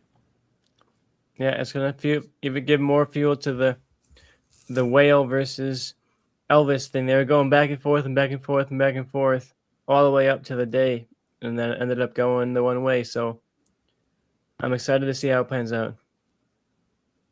But Yeah.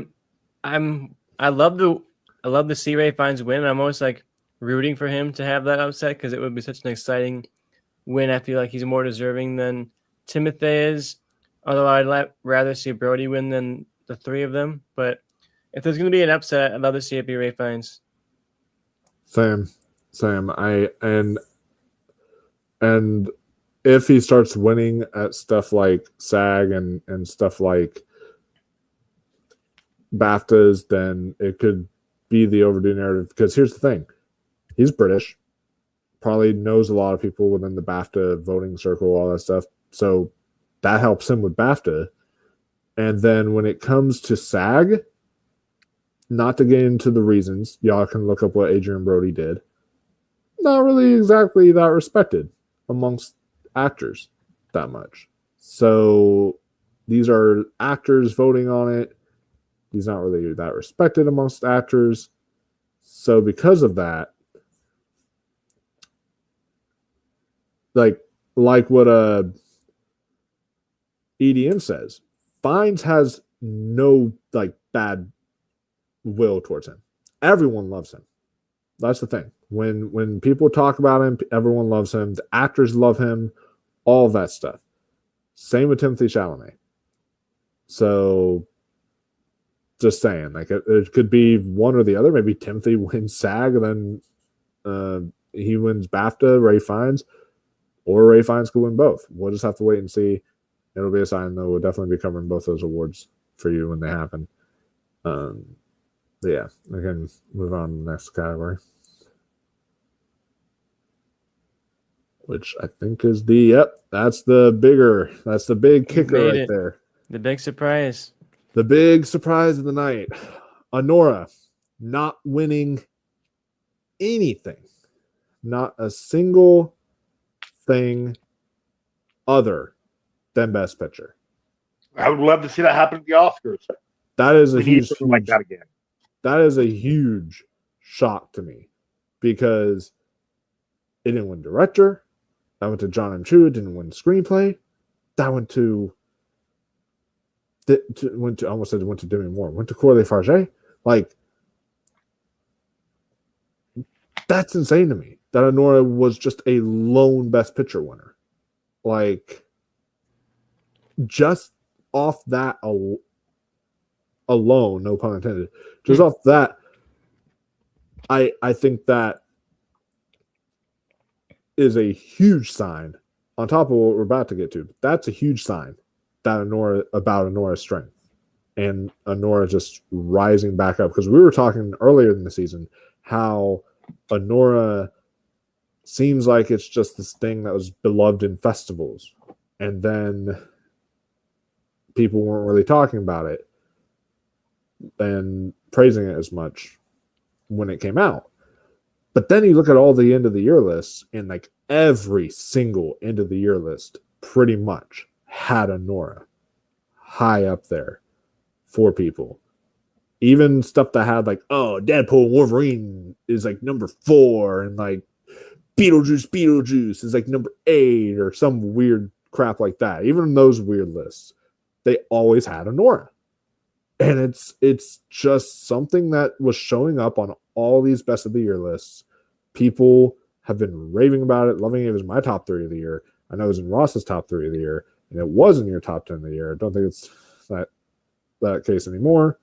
May not be. It did get beaten up by another nominee on this list. Yeah, so we all loved it here, and other people loved it who were voting for it. And it's the kind of film I feel, honestly, out of all of these, it's the film that just makes the most sense to be number 1 on a ballot when you're doing the preferential ballot. It just makes the most sense to be a number 1, rather than someone might be like, oh, the Brutalist is like, it was long, man. That's like a solid number 3, something like that. But Anora just has the crowd pleasingness to it, flies by. It's just got like so much good energy, great performances. It has a mix of everything for everyone in there. So yeah, I'm and with the new voting body of the Academy, the Brutalist honestly feels more like something the old voting body would go for. Just because it's got that kind of old-timey kind of, Godfather Part 2 feel, or like The Godfather, like those kind of films that won Best Picture. Anora is more like your modern day, okay, this is Coda. This is Everything Everywhere All at Once. This is, these kind of films that go on to win Best Picture now with the new younger voting body. So yeah, well, it feels almost like a Poor Things also, right? That didn't win, but yeah, but it was second. Let's just face it. Like it pretty much was second. Yeah, without question, right? You guys think you think it was second, Tristan, or no? Yeah, it definitely was. When you look at how the night was going to, like, it was close. Yeah. But I definitely am excited about Anora, but the fact that I got the lone win, it does make me feel confident, but it also makes me feel like there's room for something to come in. And like if something starts sweeping up the ladder a little bit, like maybe Anora can get knocked off a peg. But like we said, we're going to talk about a couple of other shows, and Anora seems to be taking the steam here. But yeah, I'm really thinking Anora's got the win here. It's more of a debate on like what's the sleeper potential number 2 here than it is the number 1, because you got to admit Anora is definitely up there right now in terms of the momentum. So I think the lone element of it makes me interested, because it's a very mixed award season. So the fact that the love is being spread around, I think, is what's allowing for a lone win this year. Like if it was a year like last year where there was essentially like 2 or 3 movies that were getting all the nominations and all the wins, it'd be one thing. But we're in a year that's abnormally diverse in terms of nominations, in terms of wins. So I think it is a high potential for a lone win. People always like to do the math of like, oh, this got this many nominations, this got this many, this got this many. But I think Anora is showing us that it doesn't always have to add up like that.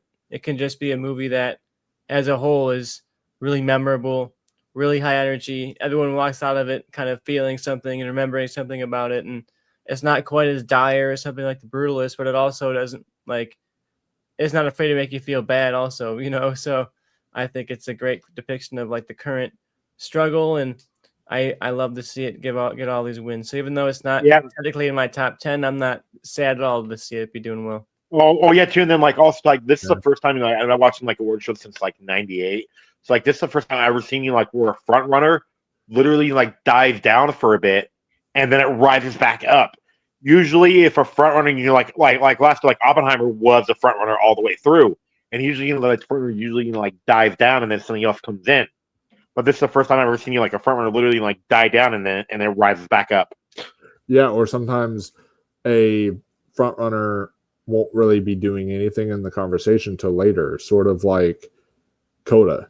You know, Coda eventually started to become a front runner down the road, but it wasn't really doing much in the earlier parts of the season. So it's interesting.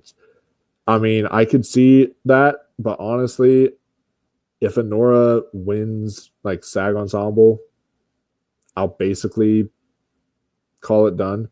And then it's one of those things too where it's like whatever wins the BAFTA is probably your second place pick, whatever was going to win there. But also, if you look at Anora, it has gotten in everywhere. Like, yeah, it may not have been the kind of front runner we expected. It may not have won a single Globe, may not have won, you know, certain other stuff, but it has gotten nominated for everything it's needed to get nominated for.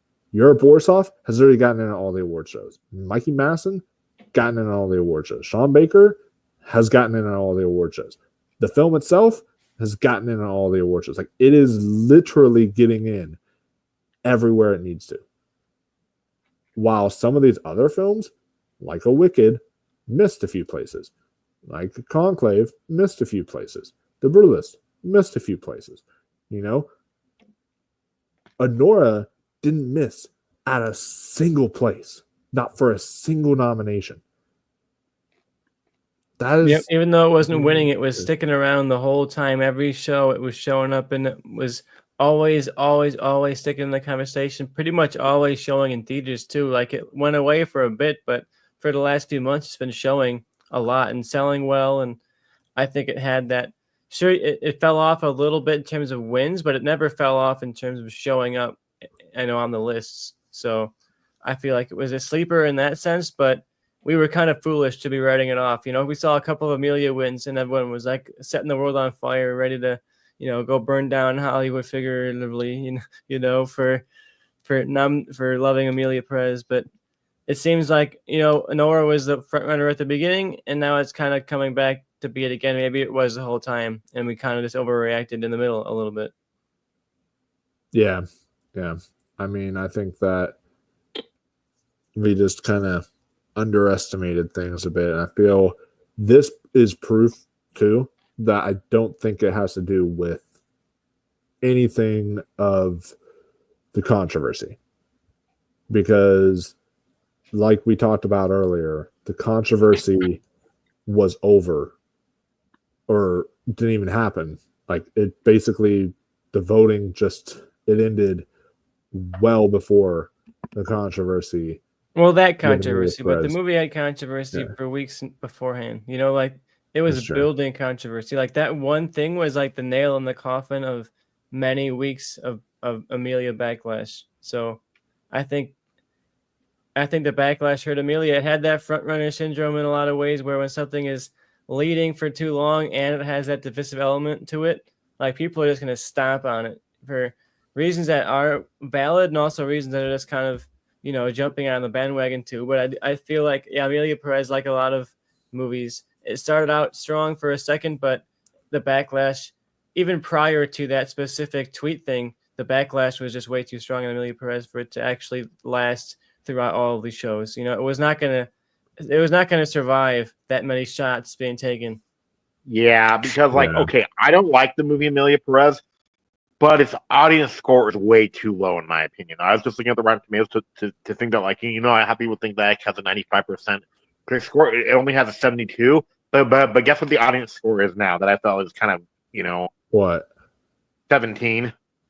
Oh my god! And you can guarantee that, like, very, very few people of that percentage watch the movie. You know, that's just facts. And when you look at stuff like IMDb and Letterboxd, I would imagine possibly even the majority of the votes either did not watch the movie or came at it disingenuously having already made up their opinion on like TikTok clips and YouTube rants and things like that. And I'm not saying I'm not susceptible to that too sometimes, but I think the backlash was just way too vitriolic against Emilia Perez for it to last.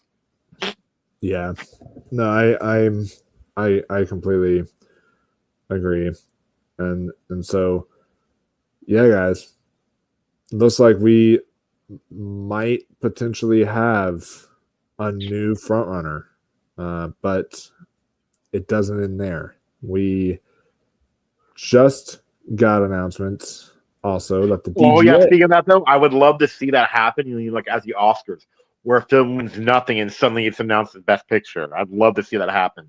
Yeah, that's never happened in the history of Oscars. One time it has. One time it has. One time? Oh, okay. With the Grand Hotel, remember its only nomination was Best Picture and it won.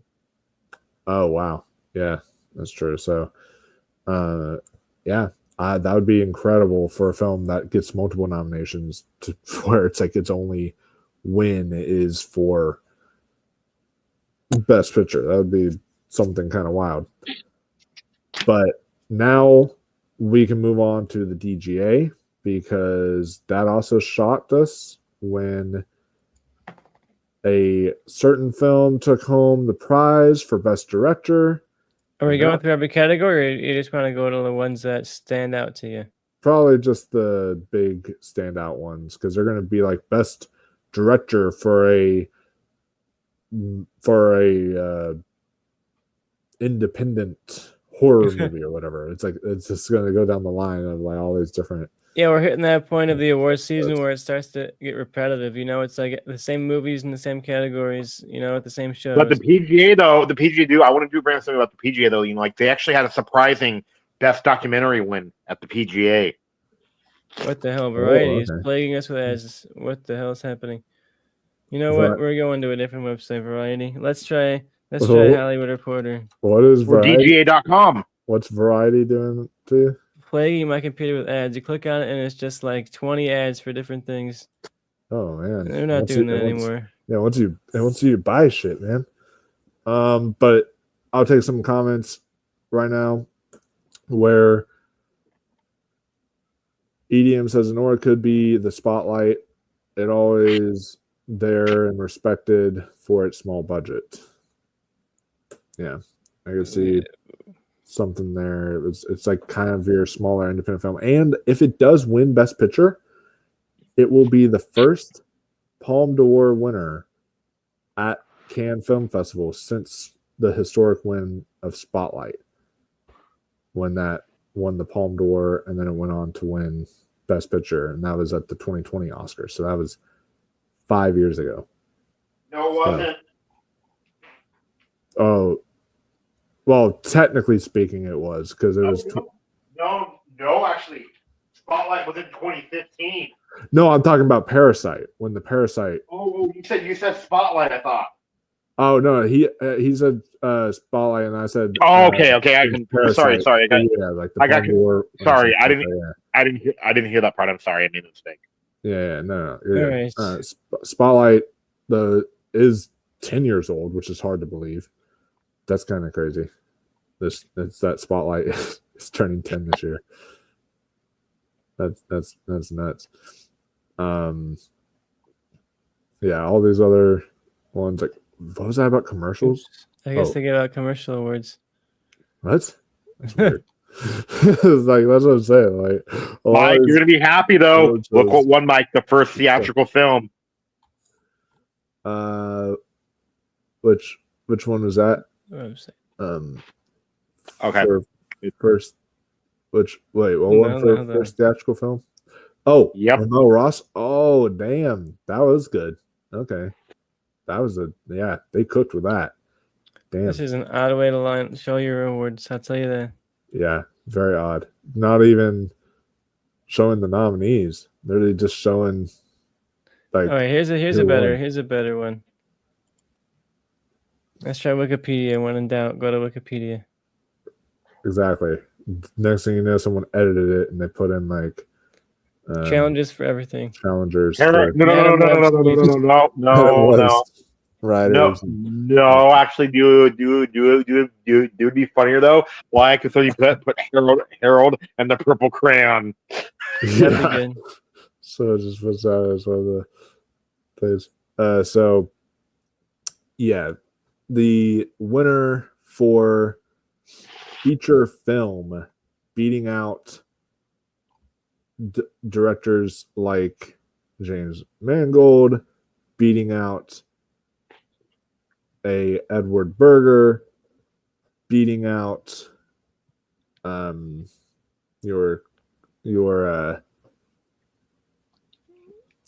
Burgers, your Audiards, your Corbett's. Audiard, Corbet, being all those out was Sean Baker.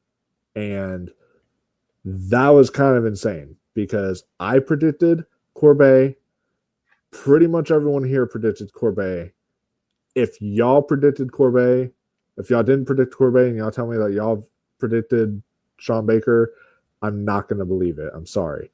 Like, I'm just saying, like, everyone seemed to be predicting Corbet. He had 92% on the awards expert app. 92% of people were predicting him. 7% of people were predicting Sean Baker, like, for the win. That's just telling you.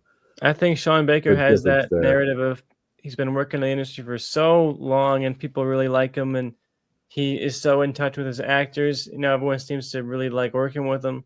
So I think he's got it. And it's going to be interesting to see what happens with director. Now, we talked about it a lot all night of like, how much do they split the difference? You know, if Anora starts really doing well in the last couple of shows, like, are they giving it to him for, I don't know, down the line, director, screenplay, picture? Like, does it start to line up like it tends to do with the Oscars? Or are we going to see things split up like they've been doing now? Stuff like this makes me feel confident that Anora may end up coming in and in the end being like a big sweeper and not necessarily a spreading of the love Oscars, more so than normal maybe, but I think Anora has a good shot of in the end winning a lot of categories, and we were counting it out, but it's coming back like we said. Yeah, I think it's going to be I think it is making a comeback, and there's proof. But Ross, what do you think? Oh yeah, it's easily, I think that's. I'm not ready to call it over, but it's pretty darn close, for best director. Oh yeah. I just have a feeling that because I just do not. Okay, out of all these though, I wouldn't mind seeing Edward Berger or even Brady Corbet win, but I'm sorry, but the one that sticks out is actually James Mangold because I know that we're not the biggest fan of Emilia Perez, but the directing I think was actually better than a Complete Unknown because you can actually tell that was directing. Complete Unknown had okay direction, but it doesn't really strike me as a directing type movie at all. No, and also it's just like a biopic. It's like you're. And it's a pretty unremarkable biopic. Like something like Elvis had really showy visuals and a distinct style. This did not. It's competent. It's well made. It's just I don't remember much about it, and I think that comes down to the direction. It's just unremarkable, competent but unremarkable. And James Mangold has done so much better than this. Like he can be that. I'll make your Indiana Jones movie. This feels almost like. Yeah, I'll make your biopic movie. Yeah, sure. And it's odd that this is the one where all of a sudden we're gonna award James Mangold for this one. Of all the movies he's worked on, this is the one. It's an odd choice to me. So I just read the statistic, and just to let y'all know, the statistic of a DGA director winner winning. DGA, then winning the Oscar. Only 8 in the last 76 years has a director won the DGA and not went on to win the Oscar. So that means out of the 76 shows that they've done in total, 68 have gone on to win the Oscar from winning the DGA. So unless this becomes the 9th, and just I feel like this is finally his time, and it's like a celebrated, overdue kind of narrative for Best Director. How happy would your friend Noah be? Oh, he would be so giddy. I would be giddy too. It would be just like when Christopher Nolan won last year. That's realistically, the same, like the Brutalist is its only competition, right? Like it's either going to be the Brutalist or it's going to be Anora, right? And I just saw the Brutalist and I loved it, but it does feel like EDM brings up the comparison to There Will Be Blood. Yeah. Cold but respected. I agree with that. It does feel unapproachable in a way that other nominees don't. And I think especially that second half leaves a lot of people thinking like, oh, what am I even kind of watching here? So I feel like that's going to probably hurt it a little bit in the director camp where, it's going to win cinematography and actor and maybe score for Brutalist, but I'm not 100% confident about score either. But yeah, I think the cold distance of the Brutalist is a great choice, but I also think it's going to turn off some people who aren't sure how to connect to this or where their way in is. Yeah. I completely agree. To me, either win is deserving. Anora is such a well put together kind of romp with so many different genre twists and tonal shifts, and you never know where it's going to go next. And Brutalist has a totally different way of being a great movie. Like it's this very, very cold kind of biopic at the beginning, and the second half adds these like wild surrealist elements to it that you did not expect to come into the movie based on the first half. And I really love that for what it is. And both of those wins I think are very, very, very well deserved. Absolutely. So yeah, and also too, I'm thinking about it too. I don't think a film has ever won. I don't know if there's any way to look this up. I don't think there is. But about a film that has won with now like guerrilla filmmaking, for Best Picture, because that scene, like inside of Fremont Street in Anora, they actually guerrilla filmed it because I don't think with a budget of $5 million how you can afford to shoot in Vegas. I don't think with that kind of money. Yeah, I mean he could have known some friends in Vegas who maybe let him like shoot on a specific spot or in like their restaurant or whatever and like discounted it and all that stuff because he's friends with them. But who knows? Like it's kind of wild for sure. And I'm excited to see this all of a sudden, this massive surge for Anora. Out of the blue too. Like it was back to back to back. Literally 3 days in a row. It was the craziest 29 hours or whatever that we were experiencing, or like just because back to back to back, we had Critics' Choice win, then we had DGA win, and then now we're about to talk about another award show. So I'm excited though. Oh yeah, too, and I want to talk about in like 2 awards I see there. Like one of them is the first time feature because of the nominees. I also do want to talk about real quick. So EDM talks about is Anora winning Best Editing. I feel like since Challengers missed, it has a really good shot there, especially if it does win Picture. I feel like it's between Wicked and Anora for editing, in my opinion. But you could also say the argument, like there are some people who aren't just me that do say like maybe Wicked could have used more editing.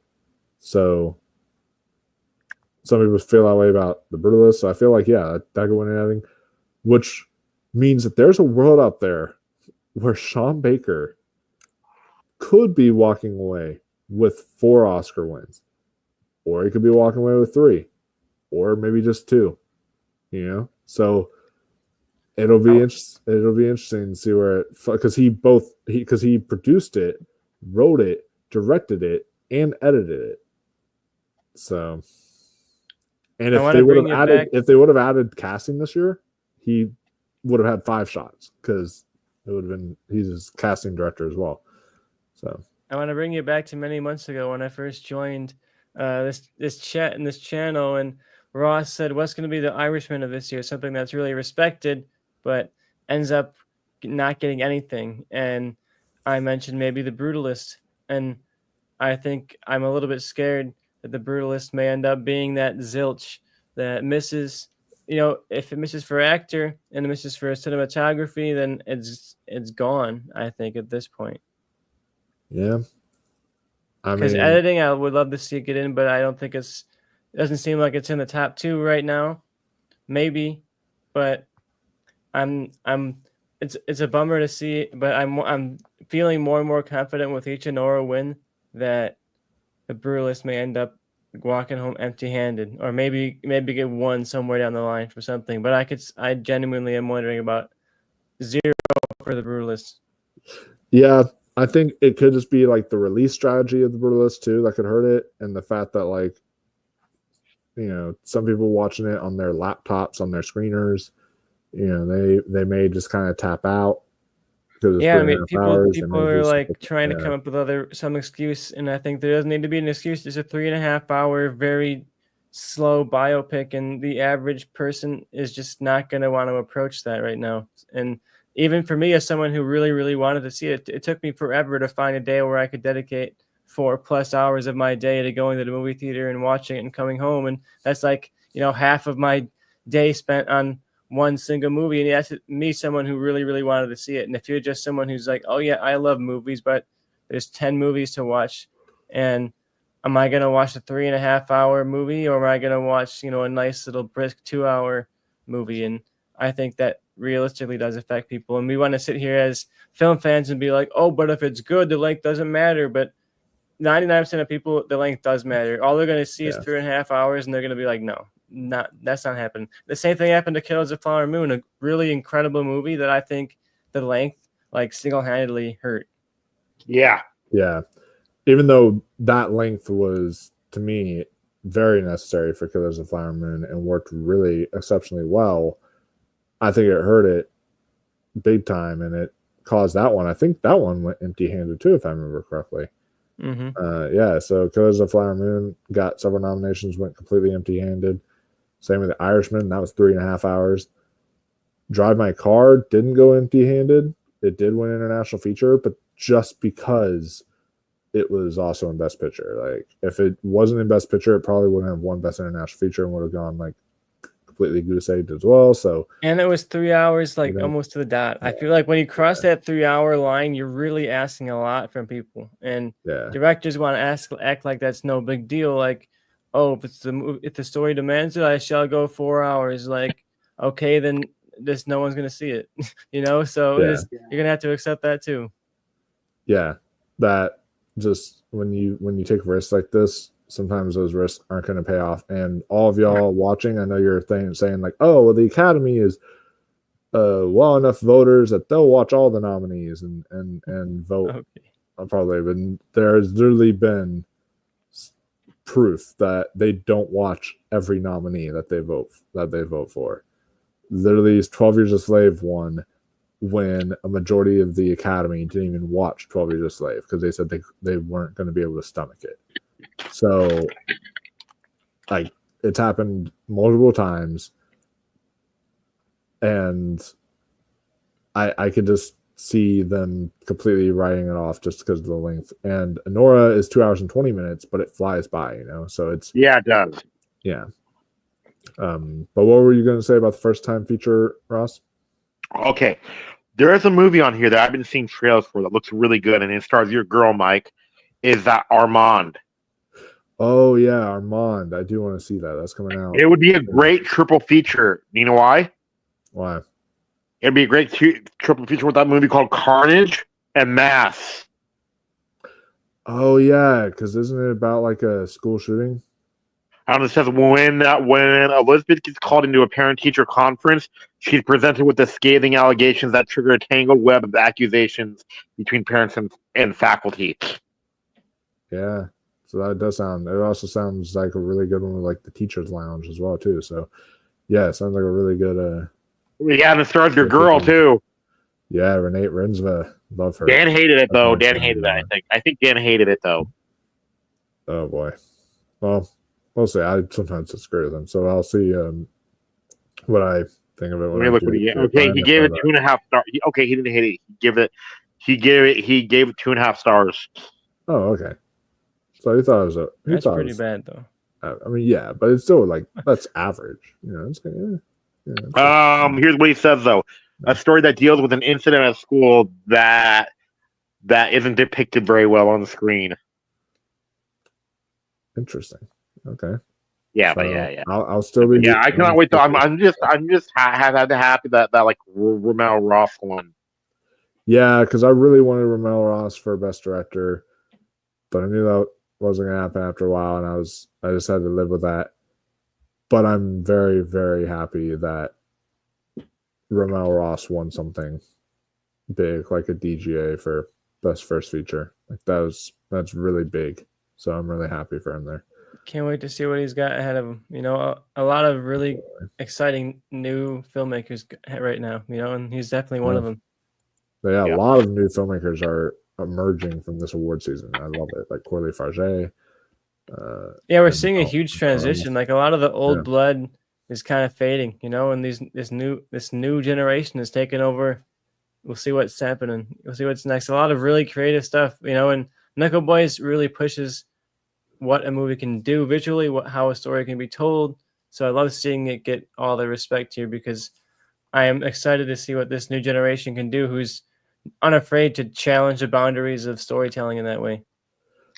And so now we got the PGA awards next. Yeah, but I want to talk about that one because they have a surprising winner in the PGAs. Oh yeah. And look, the second award. Let's start from the bottom, I guess. Here we'll go with Wild Robot once again winning, which I think solidifies my argument here that the money talks when it comes to the animation category. Alejandro Guzman won 3 Oscars for Birdman. Anita equals Birdman becomes the front runner for PGA with PGA and DGA. Then the SAG seal the win. Yeah. Oh yeah, too, Mike. Like when you're talking about about the whole like Spider-Verse. That's what I meant. Spider-Verse versus Spider-Verse versus Boy and the Heron. There's a big difference between Boy and the Heron and Flow. And you know what that is? What? Studio Ghibli's not some indie studio. They still have a lot of money. That's true, and also Miyazaki is Miyazaki. Yeah, when Miyazaki's name on there, you're getting attention. There's no Miyazaki attached to Flow. It would be a great win. Like it would be similar to Godzilla -1, where it's like this indie studio that you'd probably see a viral video of them like partying and stuff like that. It would be a fun win. Oh yeah, but yeah, like you mentioned before, this is just more fuel to the fire of Wild Robot's victory here. Yeah, no, I agree, and I think that Wild Robot winning PGA and Critics' Choice, that's a dangerous package. That definitely. I'm not ready to say it's for sure the winner yet. It's like that 2-horse race, but once the BAFTAs happen, we'll see what wins there. Yeah, when have the Oscars ever been cool? Like we're betting on the Oscars to pick the cool outsider pick. Like that never ever happens. Like once in a while they'll trick you in some category and be like, "Oh yeah, we watched this, we love that." But most of the time the Oscars are going for the movie that's like straight down the middle. Even if it's the one you don't want to go with. A few years ago, that they actually voted in that Pinocchio movie, and that movie was great. And yeah, I mean, well, sometimes for nominations, they'll definitely do that for nominations where they'll like throw that cool pick, like The Lighthouse in cinematography, or the thing that literally got me memed where I had that freak out reaction to The Worst Person in the World getting in for original screenplay. Sometimes they'll throw stuff like that in there for nominations, but then those stuff never get the wins. So it's like, but like that Pinocchio was great though, right?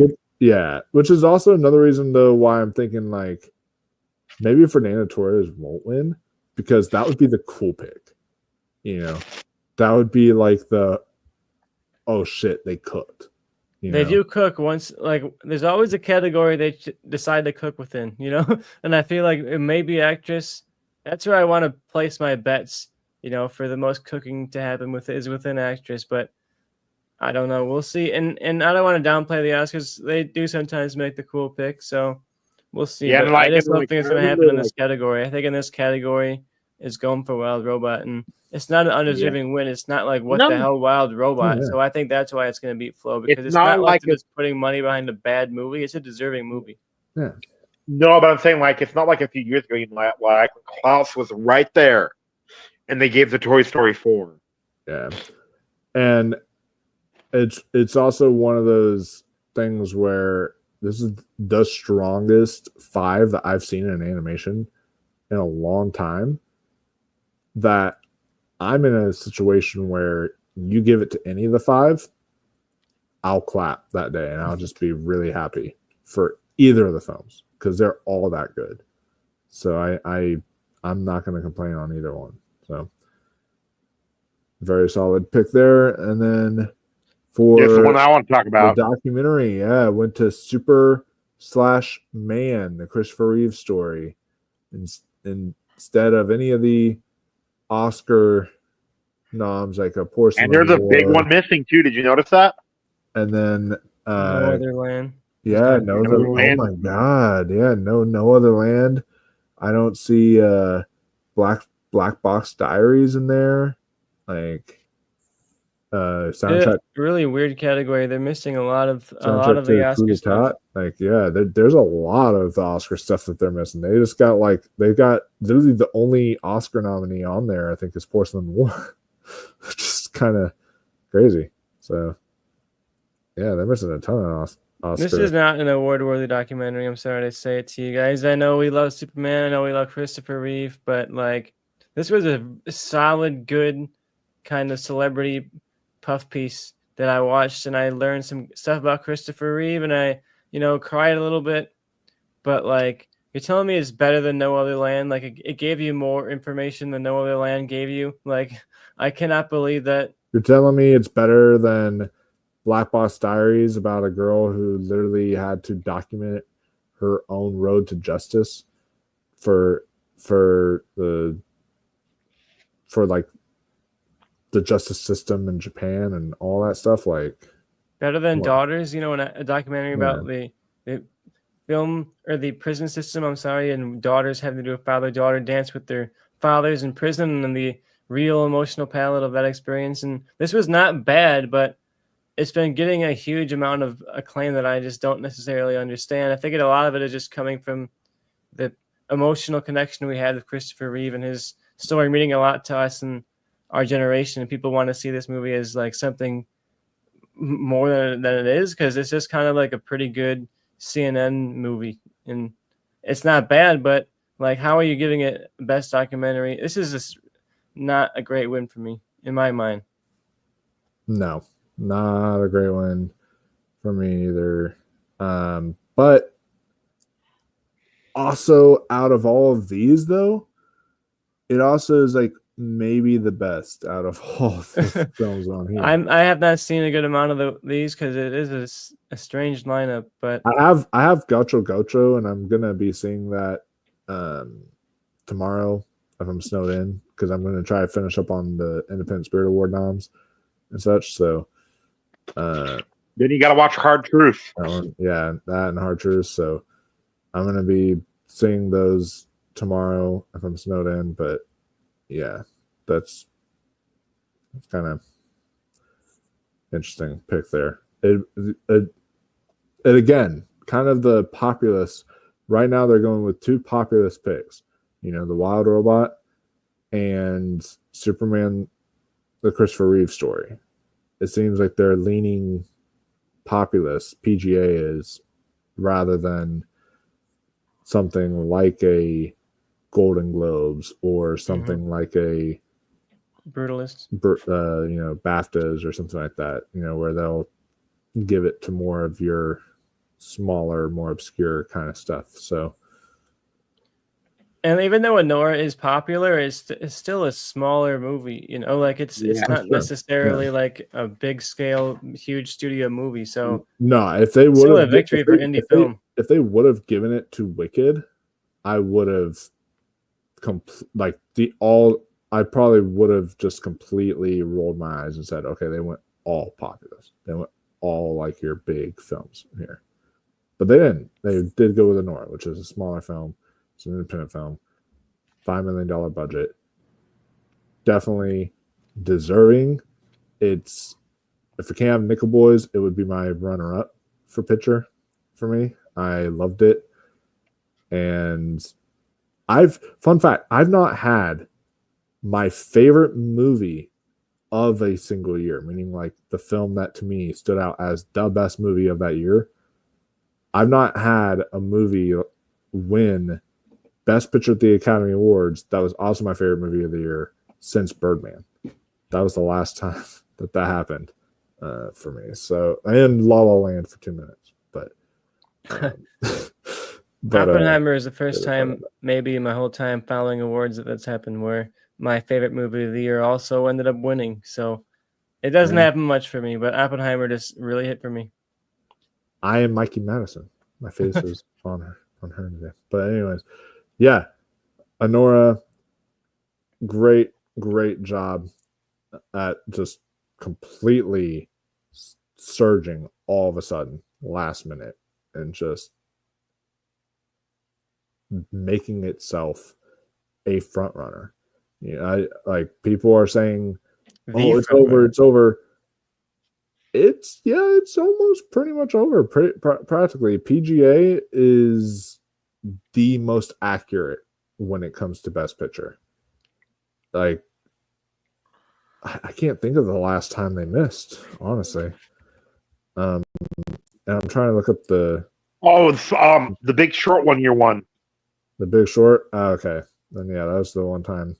Yeah, we still have a few shows between now and the Oscars, so there is room for something to come in, but it's going to be tough. And like we talked about, there's so much controversy around other movies, and this movie has some elements of controversy, but I feel like it has that perfect balance of being accessible while also having that indie spirit we talked about, where people feel like they're voting for something cool and edgy, but it's also something that doesn't really alienate anybody too much. Like, I guess there's a lot of sexuality, but not as much as you would think for the subject matter, to be honest with you. Like, there's a lot of it in the first few minutes, but they actively avoid showing a lot of actual sex within the movie. Like, a lot of the scenes are just like, the foreplay prior to sex, intentionally so. So I think this has that perfect balance of edginess while also being accessible and making you feel like you're voting for something cool and taking you on that emotional journey. We talked about, like, The Brutalist has that story of struggling to make it within the American capitalist system, and so does Anora, and Wicked has that theme of trying to fit in when you're being rejected by everybody around you. So does Anora. Anora is kind of grabbing a lot of what those other nominees were eating, and even The Substance, Anora is very much about like how women are treated as well in the entertainment industry to an extent. And I really think The Substance has that perfect blend of everything that was making all these other nominees work is all in Anora. And we're now kind of remembering, damn, that really was good, wasn't it? And I feel like that's going to be what gets it this big win. And I'm happy for it. And Anora is one of those things where it gives you sort of everything, Mm-hmm. You laugh, you're having a laugh riot throughout the whole movie. Like I said, it's my favorite theater experience I had last year at the festival. Just everyone was laughing, but then the ending happens and you're just dead silent. Mm-hmm. And you're like jaws on the floor and you're just invested. Oh, and Tristan gets jump scared. That's like another. Did not expect my dog to bark right there. Let me tell you. Yeah, jeez. But yeah, I do want to throw this out that apparently 25 of the past 34 theatrical motion picture winners for PGA went on to win Best Picture at the Oscars. So again, a very big indicator of what wins the Academy Award. So Anora basically is your front runner. It's going to be taking home the prize. I will especially say it's taking home the prize if it wins SAG Ensemble or surprises with like a BAFTA win for Best Picture. something like that. So You know what I think is going to win the? Do you know what I honestly think is going to win BAFTA Best Picture? Though I have a feeling though. I think Conclave. Me too. Yeah, I think just it's got that like Britishness to it and all that I feel like that's gonna win BAFTA because of that. But if Anora won BAFTA, I would just say I'm sorry. Every other movie, good night. Tuck them in. They're done. Like they're dead. Like there's no way that you're beating it if it was gonna be like that. So yeah. And then, yeah, PGA winners need at least one SAG award usually to win Best Picture. Yeah, well, we'll see then if this one goes on to win any SAGs. It could be a situation at SAG like what happened to Critics' Choice, where it doesn't win any of the acting categories, but then it wins SAG Ensemble all of a sudden. So could pull off like a Parasite like that, where Parasite didn't have any acting categories, and then when SAG Ensemble, I was like, oh, shoot, look at that. Yeah, speaking of Parasite, I think you got to think about how Parasite was this sleeper that no one was really looking at until like right before the Oscars, you know. And I think right now we're already being like, it's over, Nora won. But like in Parasite here, people were saying, oh, it's over. You know, 1917 is going to win, or everyone was already set. And then, you know, within like days of the Oscars, people started changing their minds and saying, you know what, I think it's going to be Parasite. And I think we can't let that discourse die yet. You know, people are ready to say, oh, it's Anora, but, you know, what could be this year's Parasite? And I'm wondering if it's I'm Still Here. We can't discount that movie super hard yet. And it could be that one where, like, nobody but the Oscars seems to be showing it as much love as the Oscars are. And that similarly is how like it's not getting the love Parasite did at all, but like it has a similar level of like the Oscars are loving it more than anybody else. This is Brazil's Parasite. I've not seen like this is getting the same kind of talk as Parasite in Brazil. Mike, honestly though, Mike, like if I'm Still Here to win, you're gonna watch me freak out. You will watch me freak out. And I think we are living in a world where right now it's out at just the right time. People are seeing I'm Still Here. They're really loving it. They're really invested in it. And you know, it's got that political messaging behind it. Oh, that's what I'm going to say. You know, it can tie into today. Everything like that can tie into today, what we're dealing with in our own country. Mm-hmm. And apparently several voters are Brazilian in the Oscars circle that vote for this stuff. That there could be a world where it like pulls off like the Coda package, where like Coda got in for like 3 nominations, and people were like, didn't get in for enough though, kind of underperformed. Then it went on to win all 3. There could be a world where all of a sudden, international feature, I'm Still Here, Best Actress, Fernanda Torres, and I'm Still Here, and then Best Picture, I'm Still Here. There's a world where that can happen. And I'm Still Here just like within, I think just today open wide, you know, so a bunch of theaters across the country have picked up I'm Still Here just in the last day, and it's the last like week of Oscar voting is this week, so it may end up having that perfect timing of people are saying, you know what, I've seen like 9 of these or 8 of these, I haven't seen this one, and I think the discourse changes so quick, especially now that we're so terminally online. Like all it takes is one Variety headline about Amelia Perez, and the whole entire Oscar campaign shifts in a whole entirely new direction. And like all it's going to take is a few like really well timed, you know, I'm Still Here articles about how great it is, or it's going to take some like crazy Amelia expose or something about how some terrible thing that happened on set, and then all of a sudden Anora like collapses. You know, you find out Sean Baker did something, or you know, terrible or whatever. You know, anything can happen in the next week. So we still have a week left. It's done really well too. I'm Still Here. You know how much it's made in the U.S.? How much? $2 million. Oh, on what's the budget? Yeah. It's I'm not sure, but also too, just let me tell you that like international films do not do well here usually. The fact that it's made over $2 million. That's true. Yeah, it was showing here the week that the nominations came out, and prior to nominations, there was like a few seats showing, but after this movie got nominated, you couldn't get a seat. It was full because the word of mouth was just that strong on this movie. And okay, it has a reported budget of $1.5 million. Oh wow! Okay. And it's made $22 million worldwide. 22. Oh shit! Then yeah, it's making its money back. Apparently, I heard it's like one of, if not like the highest grossing movie in like Brazil right now. Like yeah, it's so good. And so it is one of those situations where, and also we do have to put in the factor that Parasite at least did get one other thing. It got a SAG nom for SAG Ensemble, and then that's where it picked up momentum. But here's the thing, though, is that was a historic moment because of what happened there. This would be a historic moment because this film is picking up momentum, not having all these other. Which you're gonna, Tristan, I cannot wait. We'll talk about it. Like you, me, and Mike, we'll talk about the movie because I think it's gonna be one of your favorites. It's gonna be. Oh, Mike, do you think it will be too? Oh yeah, for sure. That Golden Globe win is, I think it's snowball. Like that was when people were like, we got to pay attention to this movie. It's not just that.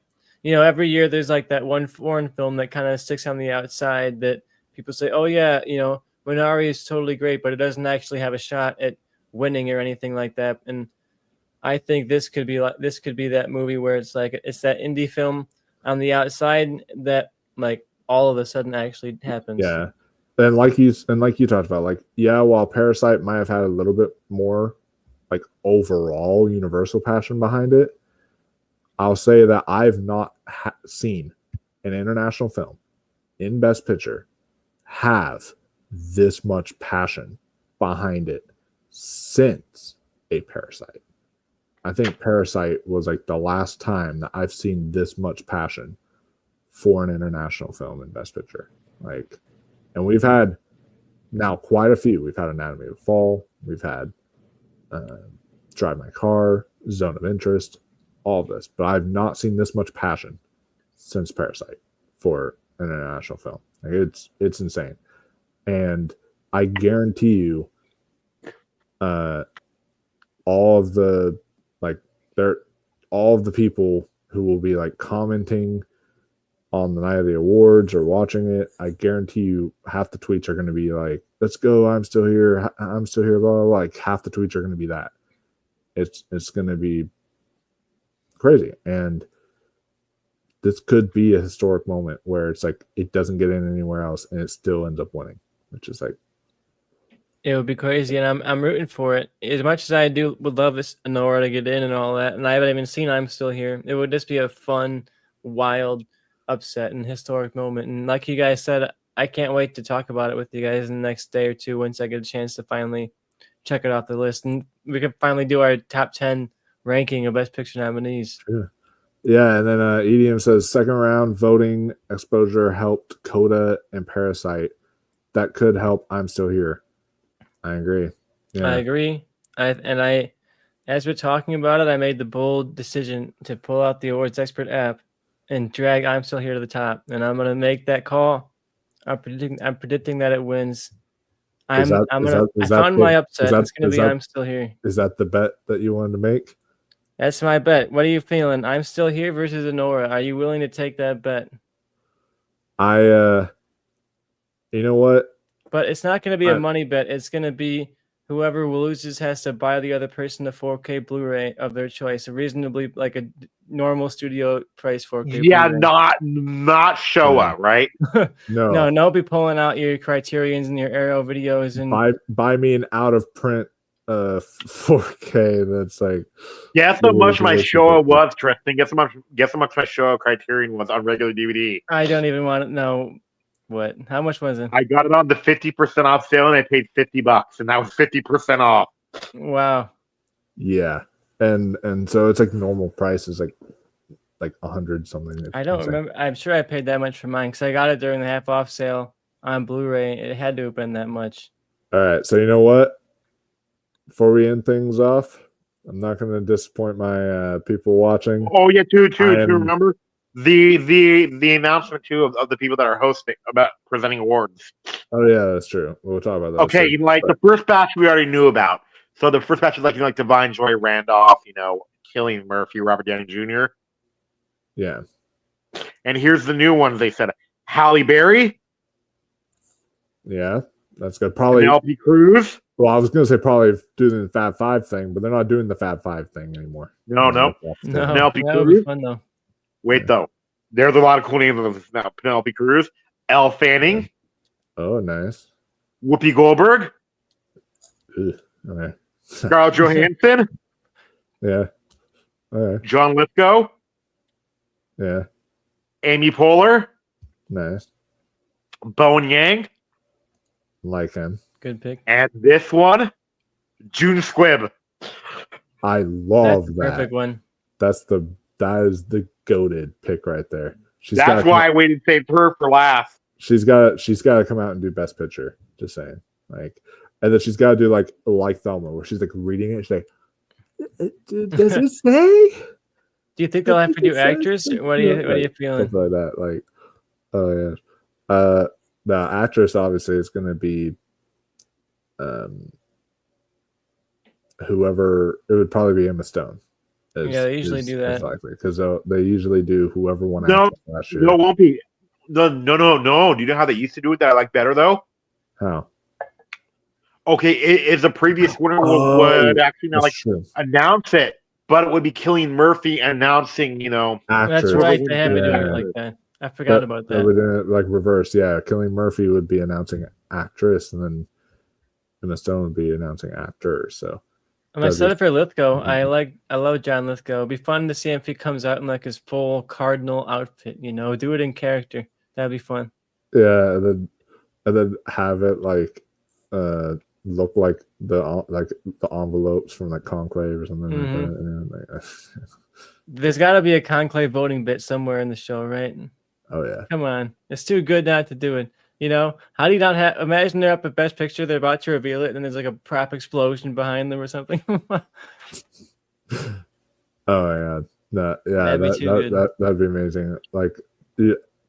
Man, I'm excited to see what Conan does. I'm sure Conan's probably I could see him walking out as the very first thing he does is walks out as as a cardinal or something like that.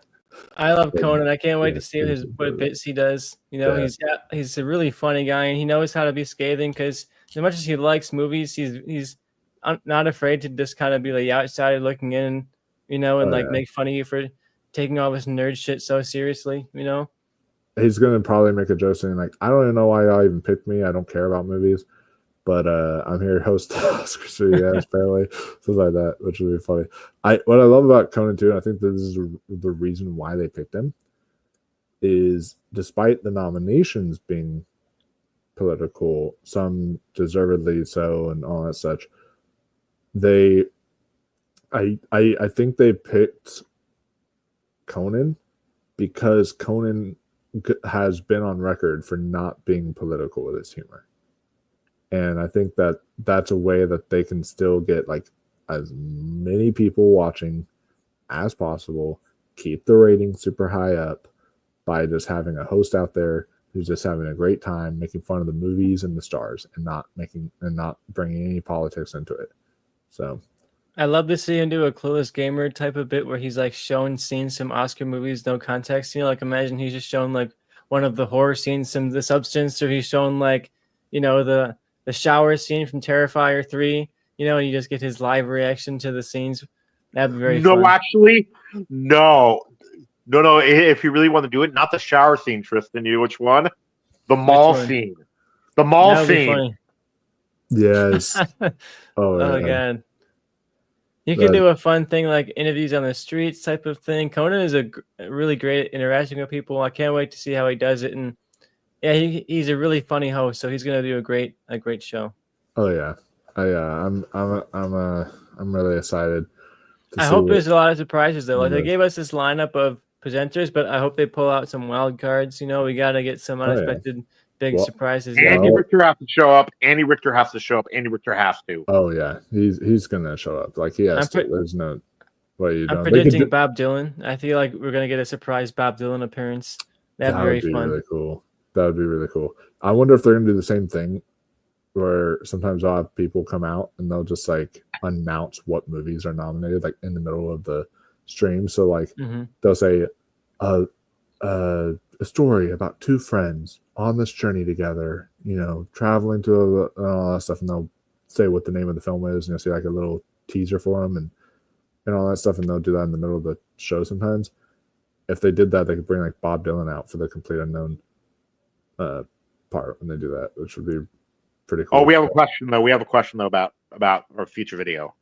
Yeah, which is we aren't going to be doing a live reaction because we don't get it in the US. We don't have like an accessible way to watch it. But I think there is, if you do like the Brit station or whatever it is, like you have to BritBox. BritBox, I think. Yeah, BritBox, that was it. I think it is on BritBox, but I don't feel like subscribing to BritBox for this. So I already have too many subscriptions, you know. I don't need another one. I'll forget about it and be like, shit, I just got charged $15 for BritBox. Exactly. So I don't want to have to do that and get fined for that. So we're not going to be doing live reaction, but we are going to be doing a predictions post. I was, if I had time, I was going to do predictions for this, but considering we don't really have time, we'll do like a separate video, like the night or like right close somewhere around before the actual BAFTAs happen. We will come on here and give you guys our, maybe like Friday night or something, we'll give you guys our last minute BAFTA predictions. It's like a bonus episode for you guys. It's just a little fun predictions video before the BAFTAs actually happen. So yeah, award season underway. But before we go about that bet. Oh God, yeah. Let's see how you taking up on the 4K bet. You believe in Anora that heavily? So, you know what? I don't want to disappoint the audience here. I'm going to take the first ever bet on this show. We've been doing this for 4 seasons. This is the first bet we're doing on Awards Roundtable where I'm betting Anora wins, and then Tristan's going to bet that I'm Still Here wins. If I'm Still Here does win, I have to buy him a 4K of his choosing. That's reasonably priced. If Anora wins, then he has to buy me a 4K. So I feel like that is definitely a worthy bet, and I'm willing to take it for you, sir. So I can't wait to see what 4K you're picking out for me. You know, it's gonna be fun to pick out what you're buying me. Say, hey, I want the 4K Criterion of Anora. That's as the no. But you know, so that'd be kind of funny. But yeah, we'll do that, guys. So Anora versus I'm Still Here showdown. Which one's gonna win? Who's gonna win the bet? Sound off down below how you think that's gonna work. Look, if you're willing to wait till July for the Criterion half-off sale, I will buy you the 4K Anora if you win this bet. All righty, here to there, guys. If I'm willing to wait for July for the 4K of Anora, if I do win this bet, which would be very fitting, and unfortunately, I'm Still Here. It'll be on physical media, but I don't think they'll have a 4K of I'm Still Here. It could be on Criterion eventually. Yeah, maybe on Criterion, but even then, it's a Criterion type movie, isn't it? So yeah, I can see it happening. They have a couple of the other films on there. Yeah, and it's like and I think they have a few Sony Pictures Classics movies on there too. So yeah, I could definitely see it being a Criterion movie at some point down the road. But yeah, guys, the heat of award season, it is strong right now. We have what seems like could be a front runner, but also something that could upset at the Oscars, and it's now kind of a 2-horse race, and we shall see which one comes out on top. But I'm excited with everything that's been happening, all these fun surprises, all this stuff. Like I'm in for not only surprises on like hosting, but like surprises on we need some surprises on awards stuff. So I will be giddy if Anora win, or if I'm Still Here wins, but then I'll also be like, damn it, now I have to. Oh yeah, I gotta buy him a 4K. Yeah, but I'll but that won't sink in until once we do our after show. So yeah, which on March 2nd, guys, will be a busy day. I'm already going to be asking off on March 2nd because we're going to be watching the Oscars. We're going to live react to the Oscars for you guys. And then right after the Oscars, we're going to immediately jump into doing a separate after show videos, just talking about everything that happened, staying up kind of late for you guys, just talk about all that. So yeah, taking the second off, but I'm also taking the third off because it's going to be a late one. You know, we got a lot to talk about, I'm sure. Oh yeah. Yeah. I'm probably going to request second and third off as well too, just so I can stay up to like 2 a.m. if necessary, just to talk about what happened, or 1:30 or something like that. So we'll have that working out. But yeah, our next actual awards reaction that we'll be doing for you guys, as far as a live watch reaction, will be SAG, because that's going to be on Netflix again this year, I believe. And so because it's going to be on Netflix, we all have Netflix here, and we're going to all just like watch it together. So the SAG Awards will be like our next actual live award reactions. So I'm excited. SAGs are coming up there on the 23rd, I believe. Yeah. And then the 16th is when you have the BAFTAs. And then the Oscars on March 2nd. So, yeah. We're almost there. We are almost there, guys. We're coming close to the finish line. But let us know down below, guys. What do y'all think of Anora? Are y'all happy it's been surging like this? Are y'all kind of more like, it doesn't deserve to? Let us know down below what you think. We'd love to hear your thoughts.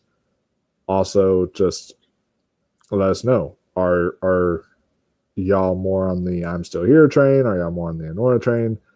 From after the fact comments I get, I know most of y'all are on the I'm Still Here train. So we'll definitely get probably some more of those comments afterwards. But believe in I'm Still Here. Exactly. We're still here believing in it. So there you go. Thank you all for watching. Make sure you like this video, subscribe, share, ring that notification bell so that you don't miss another video. And yes, it is Anora versus I'm Still Here showdown. So we will see you all around that time for the I'm Still Here versus Anora showdown, but also just the rest of the awards race. Stay tuned, guys, because we still got a lot of stuff coming up before we wrap up this season, what's been our biggest and best season to date. So thank you all. We will see you in the next one. Until next time, stay classy, my friends, and keep on watching those movies.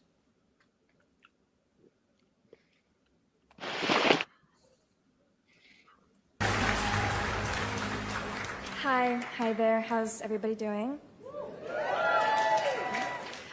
Cool. So I'm here to present an award for my director, Sean Baker, who just a little bit ago asked that instead of reading a speech that I spent a lot of time on, that I roast him. So I've never roasted anyone before, but I will try for you, Sean. Okay. Fuck you. You're a nerd. You take 32 vitamins a day, which is crazy. He's literally taking them right now. You piece of shit. You made my dreams come true, asshole. Okay, now I'm gonna read what I wrote. The most important thing to know about Sean Baker is that he is a through and through cinephile. And I'm sure you're all thinking, this is a room full of filmmakers and actors. We're all here because we love film. Sean's dedication to his art form, though, is on another level. He uses film as a vital tool for preserving empathy and showcasing truth, and lives his life in service of this. Connecting with Sean about our unwavering love of film is what solidified for me that I was in safe hands when embarking on this journey with him over 3 years ago. When I first read the script for Anora, I knew that Sean had crafted a world that felt singular, rich, and lived in. What I loved most about being on set, though, was his collaborative nature and willingness to explore with me and my co-stars. I felt empowered to not just understand Annie's arc within the story he had written, but to find Annie in a way that I could truly embody. Finding a confidence that I learned to take with me once production had wrapped, a gift I will forever be thankful for. Anora is a film that has been rightfully described by many as a total amalgamation. It's funny, heartbreaking, and filled with joy, a movie that is deeply human.